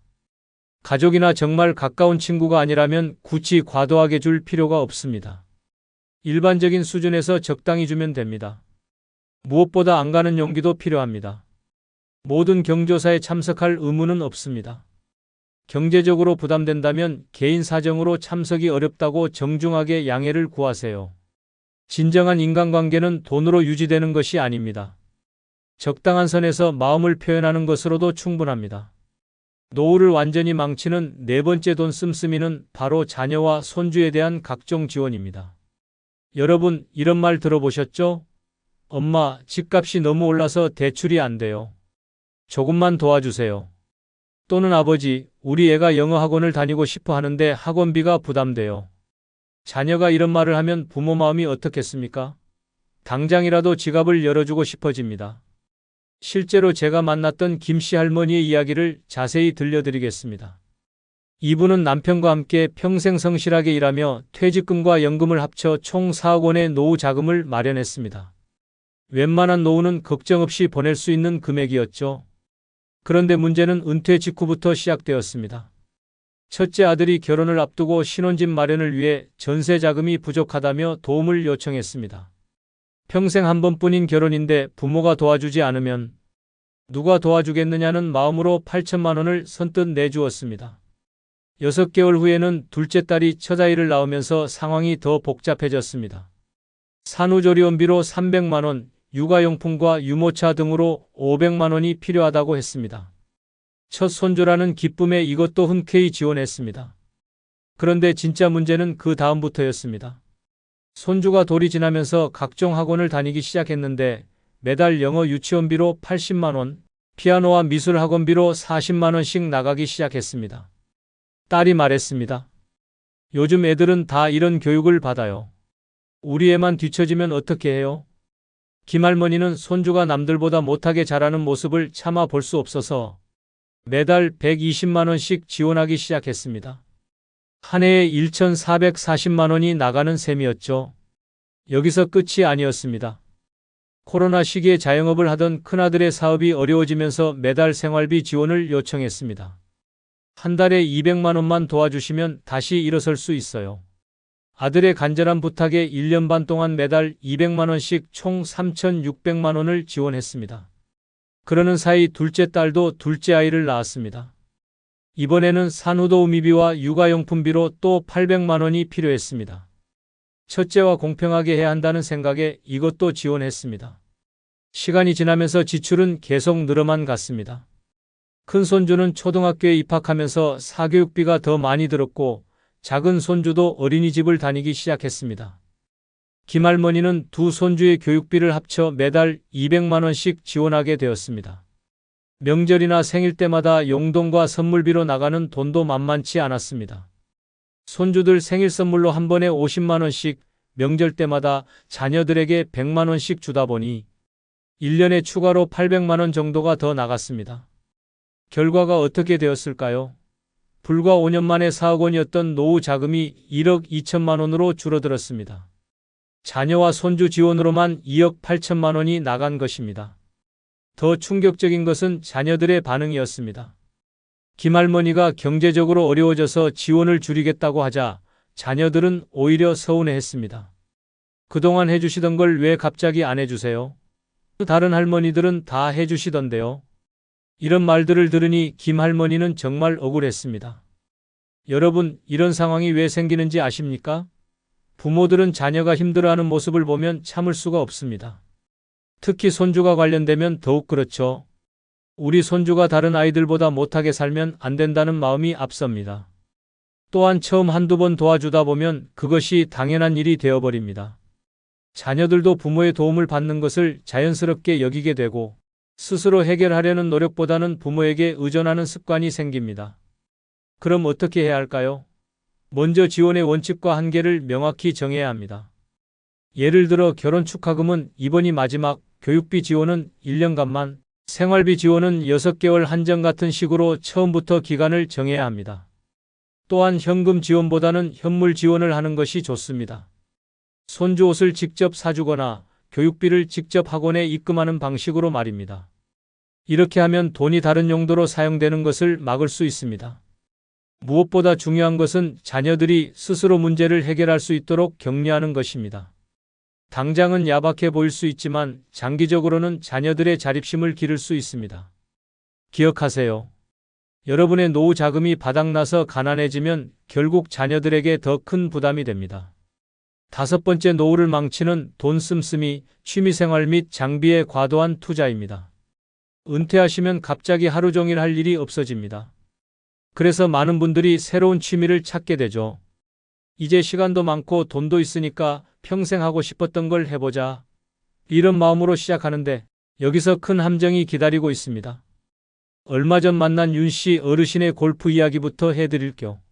직장 다닐 때는 접대 골프만 가끔 쳤는데 은퇴 후 본격적으로 골프를 배우기 시작하셨어요. 골프채 하나만 제대로 된 걸로 사자며 시작한 투자가 무려 300만 원이었습니다. 골프채를 산 지 한 달 만에 초보자용 채로는 실력이 늘지 않는다는 말을 듣고 프로용 골프채 세트를 또 샀어요. 이번에는 800만 원이었죠. 거기에 골프와 골프웨어, 골프 가방까지 사니까 추가로 200만 원이 들었습니다. 골프장 회원권도 문제였어요. 매번 비회원 요금 내는 것보다 회원권 사는 게 낫다며 3천만 원짜리 회원권을 샀습니다. 하지만 실제로 계산해보니 회원권 값을 뽑으려면 20년 동안 매주 골프를 쳐야 했어요. 다음은 사진에 빠진 최씨 할머니 이야기입니다. 손주 사진을 예쁘게 찍어주고 싶다는 마음으로 카메라를 배우기 시작하셨어요. 처음에는 50만 원짜리 카메라로 시작했는데 사진 동호회에 가니까 다들 훨씬 비싼 카메라를 쓰더라고요. 좋은 사진을 찍으려면 좋은 카메라가 있어야 한다는 말에 넘어가서 300만 원짜리 전문가용 카메라를 샀어요. 거기에 각종 렌즈까지 사니까 500만 원이 더 들었습니다. 삼각대, 플래시, 카메라, 가방 등 액세서리까지 하면 총 1천만 원이 넘게 들었어요. 등산을 시작한 김씨 할아버지도 마찬가지였습니다. 처음에는 운동화에 평상복으로 동네 뒷산만 올랐는데 등산 모임에 나가니까 제대로 된 장비 없이는 안전하지 않다는 말을 들었어요. 등산화부터 시작해서 등산복, 배낭, 등산 스틱, 헤드램프 등을 사니까 200만 원이 들었습니다. 계절별로 다른 옷이 필요하다며 봄가을용, 여름용, 겨울용 등산복을 따로 사니까 추가로 300만 원이 나갔어요. 여기서 끝이 아니었어요. 텐트, 침낭, 버너, 코펠 등 캠핑용품까지 사면서 500만 원이 더 들었습니다. 좋은 장비가 있어야 안전하고 편하게 등산할 수 있다는 생각이었지만 실제로는 장비 값에 비해 사용 빈도가 너무 낮았어요. 이런 과도한 투자는 왜 일어나는 걸까요? 가장 큰 이유는 좋은 장비가 있어야 실력이 는다는 착각 때문입니다. 실제로는 장비보다 연습이 훨씬 중요한데 비싼 장비를 사면 마치 실력도 함께 사는 것처럼 느껴지거든요. 두 번째는 동호회 문화의 영향입니다. 같은 취미를 가진 사람들과 어울리다 보면 자연스럽게 장비 자랑이 나오고 뒤처지기 싫어서 더 비싼 장비를 사게 됩니다. 세 번째는 판매업체의 과장된 마케팅 때문입니다. 초보자용으로는 한계가 있다. 이 정도는 있어야 제대로 된 취미생활이다 같은 말로 소비를 부추깁니다. 현명하게 취미생활을 즐기려면 어떻게 해야 할까요? 먼저 단계별로 장비를 구입하세요. 처음부터 비싼 장비를 살 필요는 없어요. 기본적인 것으로 시작해서 실력이 늘면 조금씩 업그레이드하는 게 좋습니다. 중고 장비도 적극 활용하세요. 특히 처음 배우는 단계에서는 중고로도 충분합니다. 나중에 정말 필요하다고 판단되면 새 제품을 사면 돼요. 가장 중요한 건 취미생활 예산을 미리 정하는 것입니다. 노후 자금에서 취미생활에 쓸 수 있는 비율을 정하고 그 범위를 절대 넘지 마세요. 기억하세요. 취미생활의 진짜 목적은 즐거움과 건강입니다. 여러분, 지금까지 노후를 망치는 5가지 돈 씀씀이를 살펴봤습니다. 이 모든 상황들의 공통점이 무엇인지 아십니까? 바로 좋은 마음에서 시작된다는 것입니다. 자녀를 사랑하는 마음, 친구들과 어울리고 싶은 마음, 체면을 지키려는 마음 등 모두 나쁜 감정이 아닙니다. 하지만 여기서 중요한 건 균형입니다. 마음은 소중하지만 현실적인 계획이 더 중요합니다. 여러분의 노후 자금은 한정되어 있고 다시 벌기 어려운 마지막 돈이거든요. 계획적인 소비로 진짜 행복한 노후를 만들어 가시기 바랍니다. 마지막으로 좋아요 한 번씩 꾹 눌러주세요. 나는 그 사람을 믿었습니다. 세상에 이런 착한 사람도 있구나, 그렇게 생각했어요. 그런데 제 통장에서 사라진 돈이 1200만 원입니다. 77세 유선옥 씨는 3개월간 자신을 챙겨주던 남자에게 속았습니다. 처음엔 반찬을 나눠주고 병원에 같이 가주고 말동무가 되어준 그 사람이 어느 날 말했습니다. 어머니, 딱 한 번만 도와주세요. 그 순간 그녀는 외면하지 못했습니다. 결과는 배신이었습니다. 이 이야기는 남의 얘기가 아닙니다. 지금 당신 옆에 있는 바로 그 사람이 이런 모습일 수 있습니다. 노인을 노리는 사기꾼들이 점점 교묘해지고 피해자들은 점점 많아지고 있습니다. 2024년 한 해 동안만 전국에서 발생한 노인 대상 사기 피해 금액은 3천억 원을 넘었습니다. 하지만 대부분의 피해자들은 끝까지 말하지 못합니다. 창피해서, 억울해서, 스스로를 탓해서 침묵합니다. 그 침묵 뒤엔 또 다른 피해가 이어지고 있습니다. 지금 이 순간에도 누군가는 가족 같은 사람에게 인생을 송두리째 빼앗기고 있습니다. 이 영상 반드시 끝까지 보셔야 합니다. 당신의 노후를 지키는데 결정적인 분기점이 될 것입니다. 아직 구독과 좋아요 누르지 않으셨다면 지금 꼭 눌러주시기 바랍니다. 노년에 조심해야 할 첫 번째 사람은 외로움을 파고들며 감정을 흔드는 사람입니다. 사람은 나이 들수록 외로움에 약해집니다. 자식은 바쁘고 친구는 하나둘 떠나고 텅 빈 집안에서 혼자 TV를 보며 하루를 보내는 일이 점점 익숙해질 때 누군가 다정하게 말을 걸어오면 그게 얼마나 따뜻하게 느껴지는지 그 마음 저도 너무나 잘 압니다. 서울 노원구에 사는 박정임 씨는 남편과 사별한 지 8년째였습니다. 자식은 외국에 살고 있고 평소엔 혼잣말을 하며 하루를 버티는 날이 더 많았습니다. 그런 그녀에게 어느 날 작은 우연처럼 한 남자가 다가왔습니다. 공원 벤치에서 마주친 이 남자는 유쾌하고 매너 있었으며 박 씨의 말에 진심으로 귀를 기울여주는 듯 보였습니다. 대화는 며칠 뒤 전화로 이어졌고 한 달도 안 돼 거의 매일 서로 안부를 묻고 함께 식사를 하고 때로는 팔짱을 끼고 걷는 사이가 됐습니다. 박 씨는 오랜만에 삶이 따뜻해졌다고 느꼈고 남자는 늘 이렇게 말했습니다. 나는 당신을 지켜주고 싶어요. 당신만 믿으세요. 하지만 그 믿음은 함정이었습니다. 어느 날 남자가 조심스레 돈 얘기를 꺼냈습니다. 지인한테 사기를 당해서 급하게 300만 원만 있으면 해결돼요. 다음 주면 무조건 갚을게요. 나를 믿는다면 도와줄 수 있죠? 박 씨는 그제야 망설였습니다. 하지만 그 남자의 간절한 눈빛과 자신에게 베풀어준 친절을 떠올리며 결국 은행으로 향했습니다. 그리고 돈을 건넸습니다. 그게 마지막이었습니다. 남자는 다음 날부터 연락이 끊겼고 며칠 뒤 전화번호는 아예 없는 번호로 바뀌어 있었습니다. 노년에 경계해야 할 사람은 갑작스레 다가와 외로움을 채워주는 사람입니다. 특히 혼자 사는 노인에게 외롭지 않게 해주겠다는 말은 가장 달콤한 유혹이자 동시에 가장 위험한 독입니다. 이들은 절대 처음부터 돈을 요구하지 않습니다. 오히려 시간을 들여 신뢰를 쌓고 정서적 유대를 만들며 자신이 믿을 수 있는 사람이라는 이미지를 심습니다. 그리고 어느 날 피해자의 심리적 빚을 교묘히 이용해 금전 요구를 합니다. 내가 그동안 해준 걸 생각하면 이 정도는 도와줄 수 있잖아요? 이 한마디에 박 씨는 거절하면 내가 너무 냉정한 사람이 되는 것 같아 결국 지갑을 열었다고 했습니다. 외로운 마음을 이해합니다. 따뜻한 말 한마디에 눈물이 나고 누군가 내 안부를 묻는 그 순간에 살아있다는 느낌을 받는다는 말도요. 하지만 그 따뜻함이 진짜인지 아니면 철저히 계산된 접근인지 반드시 의심하셔야 합니다. 노년의 삶에서 진짜 위협은 거친 외부가 아니라 친절한 얼굴로 다가오는 사람일 수 있습니다. 그 누구보다도 당신을 지키고 지갑을 지키고 마음을 지켜야 하는 사람은 바로 당신 자신입니다. 두 번째로 반드시 경계해야 할 사람은 도움을 가장한 제안을 먼저 꺼내는 사람입니다. 겉으로는 당신을 돕겠다고 하지만 속셈은 당신의 통장에 있습니다. 부산 해운대에 사는 이정규 씨는 74세입니다. 아내와 사별한 뒤로 사람들과의 연락도 점점 줄었고 혼자 지내는 시간이 길어졌습니다. 그러던 어느 날 우연히 마트 앞에서 짐을 옮기다가 허리를 삐끗해 잠깐 주저앉은 순간 한 여자가 다가왔습니다. 어르신 괜찮으세요? 병원 같이 가드릴까요? 다정한 말투에 의지하고 싶어졌고 두 사람은 병원까지 함께 택시를 타고 갔습니다. 그렇게 연락이 시작됐고 그녀는 종종 반찬을 해다주고 병원도 동행하며 가족처럼 지냈습니다. 문제는 2달쯤 지난 어느 날부터 시작됐습니다. 어르신, 이 집 너무 오래된 거 아니에요?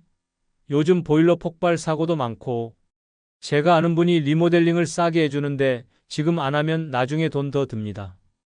처음엔 단순한 조언 같았지만 며칠 뒤 실제로 공사업체 직원이 찾아왔습니다. 그리고 말도 안 되는 가격의 계약서를 내밀었습니다. 이정규 씨는 의심했지만 이미 마음을 준 상대였습니다. 그 사람이 이렇게까지 나서서 말하는데 뭔가 이유가 있겠지라고 생각했습니다. 결국 계약서에 도장을 찍었고 보증금 500만 원이 빠져나갔습니다. 그러나 공사는 시작되지 않았고 여자는 잠적했습니다. 두 번째 유형의 사람은 도움을 주는 척하며 결정권을 슬그머니 넘겨받는 사람입니다. 노년기에는 나는 잘 모른다며 누군가에게 의사결정을 위임하기 쉬워집니다. 하지만 그 작은 위임이 인생의 균형을 무너뜨릴 수 있습니다. 이들은 먼저 당신의 불편한 점을 콕 집습니다. 오래된 집, 낡은 차, 불편한 몸, 느린 인터넷, 고지서를 보며 이건 바꿔야 해요라고 말하죠. 그리고 자신이 해결해 주겠다고 나섭니다. 정작 그 해결 뒤에는 커미션, 소개비, 수수료, 사기 계약서가 숨어 있고 피해는 당신의 이름으로 시작됩니다. 더 무서운 점은 이 과정이 대부분 도와주는 말투로 포장되어 있다는 겁니다. 제가 다 알아보고 연락드릴게요. 믿고 맡기세요. 어르신은 그냥 편히 계시면 됩니다. 이런 말이 나오기 시작하면 바로 멈추셔야 합니다. 이정규 씨는 말했습니다. 내가 선택한 것도 아닌데 내 통장에서 돈이 나가 있더라고. 나중에야 내가 당한 걸 알았지. 도움을 핑계로 다가오는 사람은 위험합니다. 특히 혼자 사는 노인의 일상에 자주 출입하며 식사와 청소를 도와주며 신뢰를 쌓는 사람일수록 더욱 조심해야 합니다. 노년기에 진짜 필요한 사람은 함께 웃고 이야기를 들어주는 사람이지 당신 대신 결정을 내려주는 사람이 아닙니다. 말은 부드럽고 행동은 친절할 수 있지만 그들의 속내는 당신보다 더 많이 알고 더 잘 안다는 우월감으로 가득한 경우가 많습니다. 이런 사람들은 당신의 불안을 자산으로 삼습니다. 도움을 주겠다는 말이 반복될수록 당신은 스스로에게 질문해야 합니다. 이건 진짜 나를 위한 건가? 아니면 그 사람을 위한 명분인가? 그 질문이 당신의 지갑과 자존심을 지키는 방패가 될 것입니다. 노년에 조심해야 할 세 번째 사람은 사소한 호의를 반복하며 정을 쌓는 사람입니다. 그들은 도움을 요청하지도 않고 큰 부탁을 하지도 않습니다. 단지 늘 곁에 머물며 말없이 작은 일들을 대신해주고 당신의 일상 속 빈틈을 자연스럽게 채워줍니다. 하지만 바로 그 틈이 가장 위험한 침투 지점이 될 수 있습니다. 대구 수성구에 사는 이현숙 씨는 올해 78세입니다. 남편과 사별한 뒤 12년째 혼자 살고 있고 자식들은 타지에서 바쁘게 살아갑니다. 요양원은 아직 이르다는 생각에 스스로 밥을 챙기고 빨래를 돌리고 아파트 단지를 하루 한 바퀴씩 걷는 게 일상이었습니다. 늘 같은 시간, 같은 벤치, 같은 나무 앞에서 햇볕을 쬐는 그 자리에 어느 날부터 한 젊은 남자가 보이기 시작했습니다. 처음에는 그저 스쳐가는 인사였습니다. 안녕하세요, 어르신. 오늘도 운동 열심히 하시네요. 그 한마디에 이 씨는 어색한 미소만 지었지만 그 후로 마주칠 때마다 남자는 인사를 놓치지 않았습니다. 어느 날은 장을 보고 돌아오는 길에 그녀가 숨을 헐떡이는 걸 보더니 자연스럽게 장바구니를 들어주었습니다. 무거운 거 들지 마세요. 제가 집 앞까지만 모셔다 드릴게요.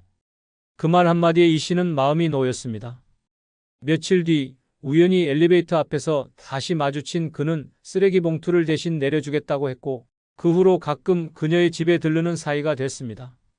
날이 흐린 날엔 우산을 씌워주었고 정기검진 결과표를 스마트폰으로 확인해주기도 했습니다.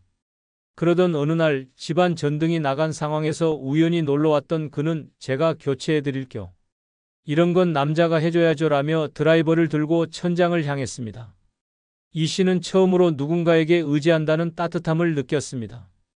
젊은 사람이 아무런 대가 없이 자신을 돕는다는 사실이 고마웠고 속으로 이런 아들이 있었으면 얼마나 좋을까라는 생각도 했습니다. 그날 이후 그는 더 자주 집에 들렀고 마치 가족처럼 행동했습니다. 하지만 그 믿음은 3달이 지나 깨졌습니다. 어느 날 외출 후 돌아온 이 씨는 서랍 속에 넣어둔 비상금 120만 원이 사라진 것을 발견했습니다. 처음엔 당황했습니다. 치매 초기인가 싶어 집안을 샅샅이 뒤졌고 자책도 했습니다. 하지만 결국 떠오른 것은 단 하나의 얼굴이었습니다. 집을 드나들던 그 남자.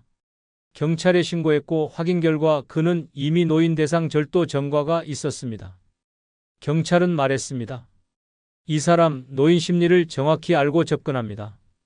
처음엔 절대 돈 얘기 안 해요.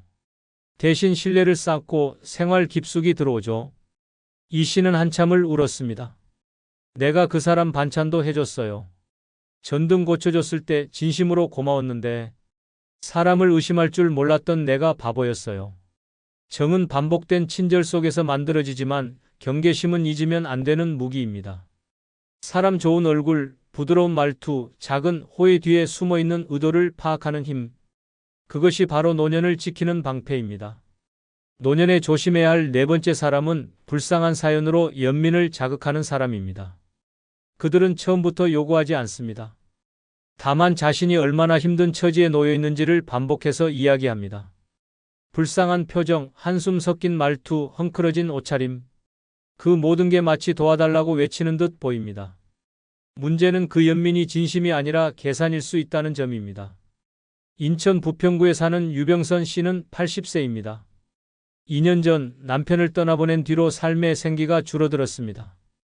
가까운 시장만 다녀와도 숨이 차고 식사는 라면과 밥 말아 먹는 날이 많아졌습니다. 그런 어느 날 아파트 앞 벤치에 앉아 쉬고 있을 때 낯선 여자가 말을 걸어왔습니다. 어머, 여기 살아요? 저도 이 근처인데 어르신처럼 점잖은 분은 처음 봐요. 처음엔 스쳐가는 인연인 줄 알았습니다. 하지만 그 여자는 거의 매일 같은 시간에 나타났습니다. 대화는 조금씩 깊어졌고 어느 날부터 그녀는 자신의 사정을 털어놓기 시작했습니다. 사실 남편한테 폭력당하고 도망 나왔어요. 돈도 없고 애 하나 키우느라 너무 힘들어요. 유 씨는 마음이 흔들렸습니다. 본인도 한때 가난했던 시절이 있었고 어린 자식을 키우던 때를 떠올리면 지금도 가슴이 먹먹했기 때문입니다. 며칠 뒤 그 여자는 눈물을 글썽이며 말했습니다. 지금 당장 애 밥값이 없어요. 아침도 못 먹이고 보냈어요. 제가 다시 갚을게요. 한 10만 원만 도와주시면 안 될까요? 유 씨는 망설이다가 봉투에 돈을 넣어 건넸습니다. 그리고 그날 밤 스스로를 칭찬했습니다. 그래, 어려운 사람 돕는 건 좋은 일이야. 내 노후가 조금 줄어들더라도 아이 밥 한 끼 생긴 거면 됐지. 하지만 그날을 시작으로 그 여자의 사연은 끝없이 이어졌습니다. 아이 병원비, 전기요금 체납, 월세 보증금 문제 매번 새롭고 안타까운 이유들이 등장했고 그때마다 유 씨는 또 지갑을 열었습니다. 어느새 한 달 사이에 나간 돈이 90만 원이 넘었습니다. 결정적인 사건은 유 씨가 딸에게 카카오뱅크 이체 내역을 캡처해 보내달라는 부탁을 받으면서 벌어졌습니다. 딸이 전화를 걸어 말했습니다. 엄마, 이 사람 누구야? 왜 이렇게 반복적으로 이체가 돼 있어? 이거 사기야. 당장 경찰에 가자. 그제야 유 씨는 무너졌습니다. 경찰 조사 결과 그 여자는 인근 아파트 단지를 돌며 70세 이상 독거 노인을 대상으로 같은 방식으로 접근해 12명에게서 총 1천만 원 가까운 돈을 받아낸 인물이었습니다. 유 씨는 말했습니다. 내가 바보였어요. 그 사람이 울 때 나도 울었는데 그 눈물이 다 거짓이었대요. 우리가 조심해야 할 사람은 바로 당신의 동정심을 겨냥해 다가오는 사람입니다. 특히 자신의 불행을 자랑하듯 이야기하고 피해자처럼 보이려는 사람은 반드시 거리를 두어야 합니다. 진짜 힘든 사람은 반복적으로 돈을 요구하지 않습니다. 진짜 절박한 사람은 낯선 이에게 의지하지도 않습니다. 노년기의 마음은 더욱 연약해지고 누군가의 슬픈 이야기는 마치 내 이야기처럼 느껴지곤 합니다. 하지만 그 감정의 문을 열기 전에 반드시 이 질문을 던져야 합니다. 이 사람은 왜 나에게만 이런 얘기를 할까? 왜 도와달라는 말이 이렇게 자주 반복될까? 내가 감정에 흔들리지 않고 판단할 수 있는가? 불쌍해 보인다는 이유만으로 지갑을 여는 순간 상대는 그 감정의 틈을 확실히 기억합니다. 그리고 다음에는 더 큰 사연과 더 큰 부탁이 당신 앞에 놓일 것입니다. 노년에 조심해야 할 5번째 사람은 지속적으로 당신을 칭찬하고 띄워주는 사람입니다. 그들은 늘 이렇게 말합니다. 어르신은 정말 지혜로우세요. 이런 노인은 처음 봤어요. 말씀이 얼마나 깊으신지 감동이에요. 그 말 한마디에 어깨가 펴지고 괜히 하루가 가볍습니다. 하지만 문제는 그 칭찬이 진심이 아니라 심리적 포획을 위한 미끼일 수 있다는 점입니다. 경기도 고양시에 사는 최정순 씨는 77세입니다. 책을 좋아하고 평생 학교 급식 조리사로 일하며 성실하게 살아온 분입니다. 노년에 접어든 지금은 매일 도서관에 가는 것이 유일한 낙이었고 자식들과는 주말마다 영상통화를 하는 정도로만 연락을 유지했습니다. 그 도서관 앞 벤치에서 자주 마주치던 50대 남성이 있었습니다. 어느 날 그가 먼저 말을 걸었습니다. 어르신, 저번에 책 읽으시던 모습이 너무 인상 깊어서요. 어쩜 이렇게 멋지신가요? 처음엔 의심스러웠지만 그 남자의 말투는 정중했고 지나치게 다가오지도 않았습니다. 며칠 뒤 그는 이런 말을 했습니다. 제가 최근에 작은 출판사를 하나 차렸습니다. 어르신 같은 분의 삶을 책으로 내보면 얼마나 좋을까 그런 생각이 들었습니다. 최 씨는 순간 웃음을 터뜨렸습니다. 내 이야기를 누가 읽겠어요? 하지만 남자는 진지했습니다. 아닙니다. 이런 삶이야말로 지금 세대에게 꼭 필요한 이야기입니다. 그날 이후 그는 매일처럼 전화를 걸어왔고 카페에서 만난 자리에서는 칭찬을 쏟아냈습니다. 선생님은 언변이 대단하세요. 감수성도 남다르시고요. 이런 분은 흔치 않습니다. 그러더니 조심스럽게 제안했습니다. 소책자로만이라도 출간해 보시죠. 인쇄도 나오고 출판 기념회도 열어드릴게요. 대신 인쇄비는 선생님 부담인데 총 280만 원입니다. 최 씨는 망설였습니다. 그런데 남자가 다시 말했습니다. 이건 비용이 아니라 투자입니다. 선생님이 얼마나 가치 있는 삶을 살아오셨는지 그걸 세상에 남기자는 거죠. 결국 최 씨는 적금을 깼습니다. 그리고 280만 원을 송금했습니다. 결과는 참담했습니다. 책은 나오지 않았고 출판사도 문을 닫았습니다. 전화번호도 바뀌어 있었습니다. 경찰에 신고해봤지만 이미 피해자가 여럿 있었고 돈을 돌려받을 방법은 없다고 했습니다. 최정순 씨는 말했습니다. 나는 칭찬을 진심이라고 믿었어요. 평생 그런 말 들어본 적이 없거든요. 누가 내 삶을 가치 있다고 말해준 게 처음이었어요. 당신이 조심해야 할 사람은 바로 이런 칭찬으로 마음의 문을 여는 사람입니다. 그들은 말재주가 뛰어납니다. 당신의 자존심을 긁어주고 세상에 인정받지 못했던 외로움을 정확히 파고듭니다. 마치 오랜 친구 같고 당신을 진심으로 존경하는 사람처럼 다가오지만 사실은 감정을 낚시질하는 기술자일 뿐입니다. 노년에는 인정받고 싶은 마음이 커집니다. 누구도 당신을 칭찬해주지 않을 때 누군가가 당신은 특별하다고 말하면 그 말이 가슴 깊이 파고듭니다. 하지만 그 말 뒤에 제한이 따라온다면 반드시 한 걸음 물러서야 합니다. 칭찬 뒤에 돈 얘기가 나온다면 그것은 칭찬이 아니라 장사입니다. 누가 당신을 띄워주더라도 그 말이 지갑을 향하고 있는지 반드시 살펴보셔야 합니다. 당신의 가치는 돈으로 증명되지 않습니다. 노년에 조심해야 할 6번째 사람은 가족 같은 존재를 자처하며 사적으로 얽히는 사람입니다. 그들은 자신을 아들처럼, 딸처럼, 동생처럼 여겨달라고 말합니다. 처음엔 아무 조건 없이 도와주고 당신을 위로하고 시간도 함께 보냅니다. 하지만 그 친밀함 뒤에 따라오는 건 돈, 부탁, 계약서입니다.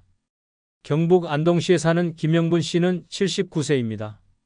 남편 없이 홀로 살아온 지 오래고 자식도 없이 지냈습니다. 외로움을 달래려 종종 동네 복지관 프로그램에 참여했고 그곳에서 만난 한 30대 여성이 어느 날 다가와 말했습니다. 어머님, 저 엄마 생각나게 하세요. 저도 어릴 적에 엄마를 일찍 여의고 자랐거든요.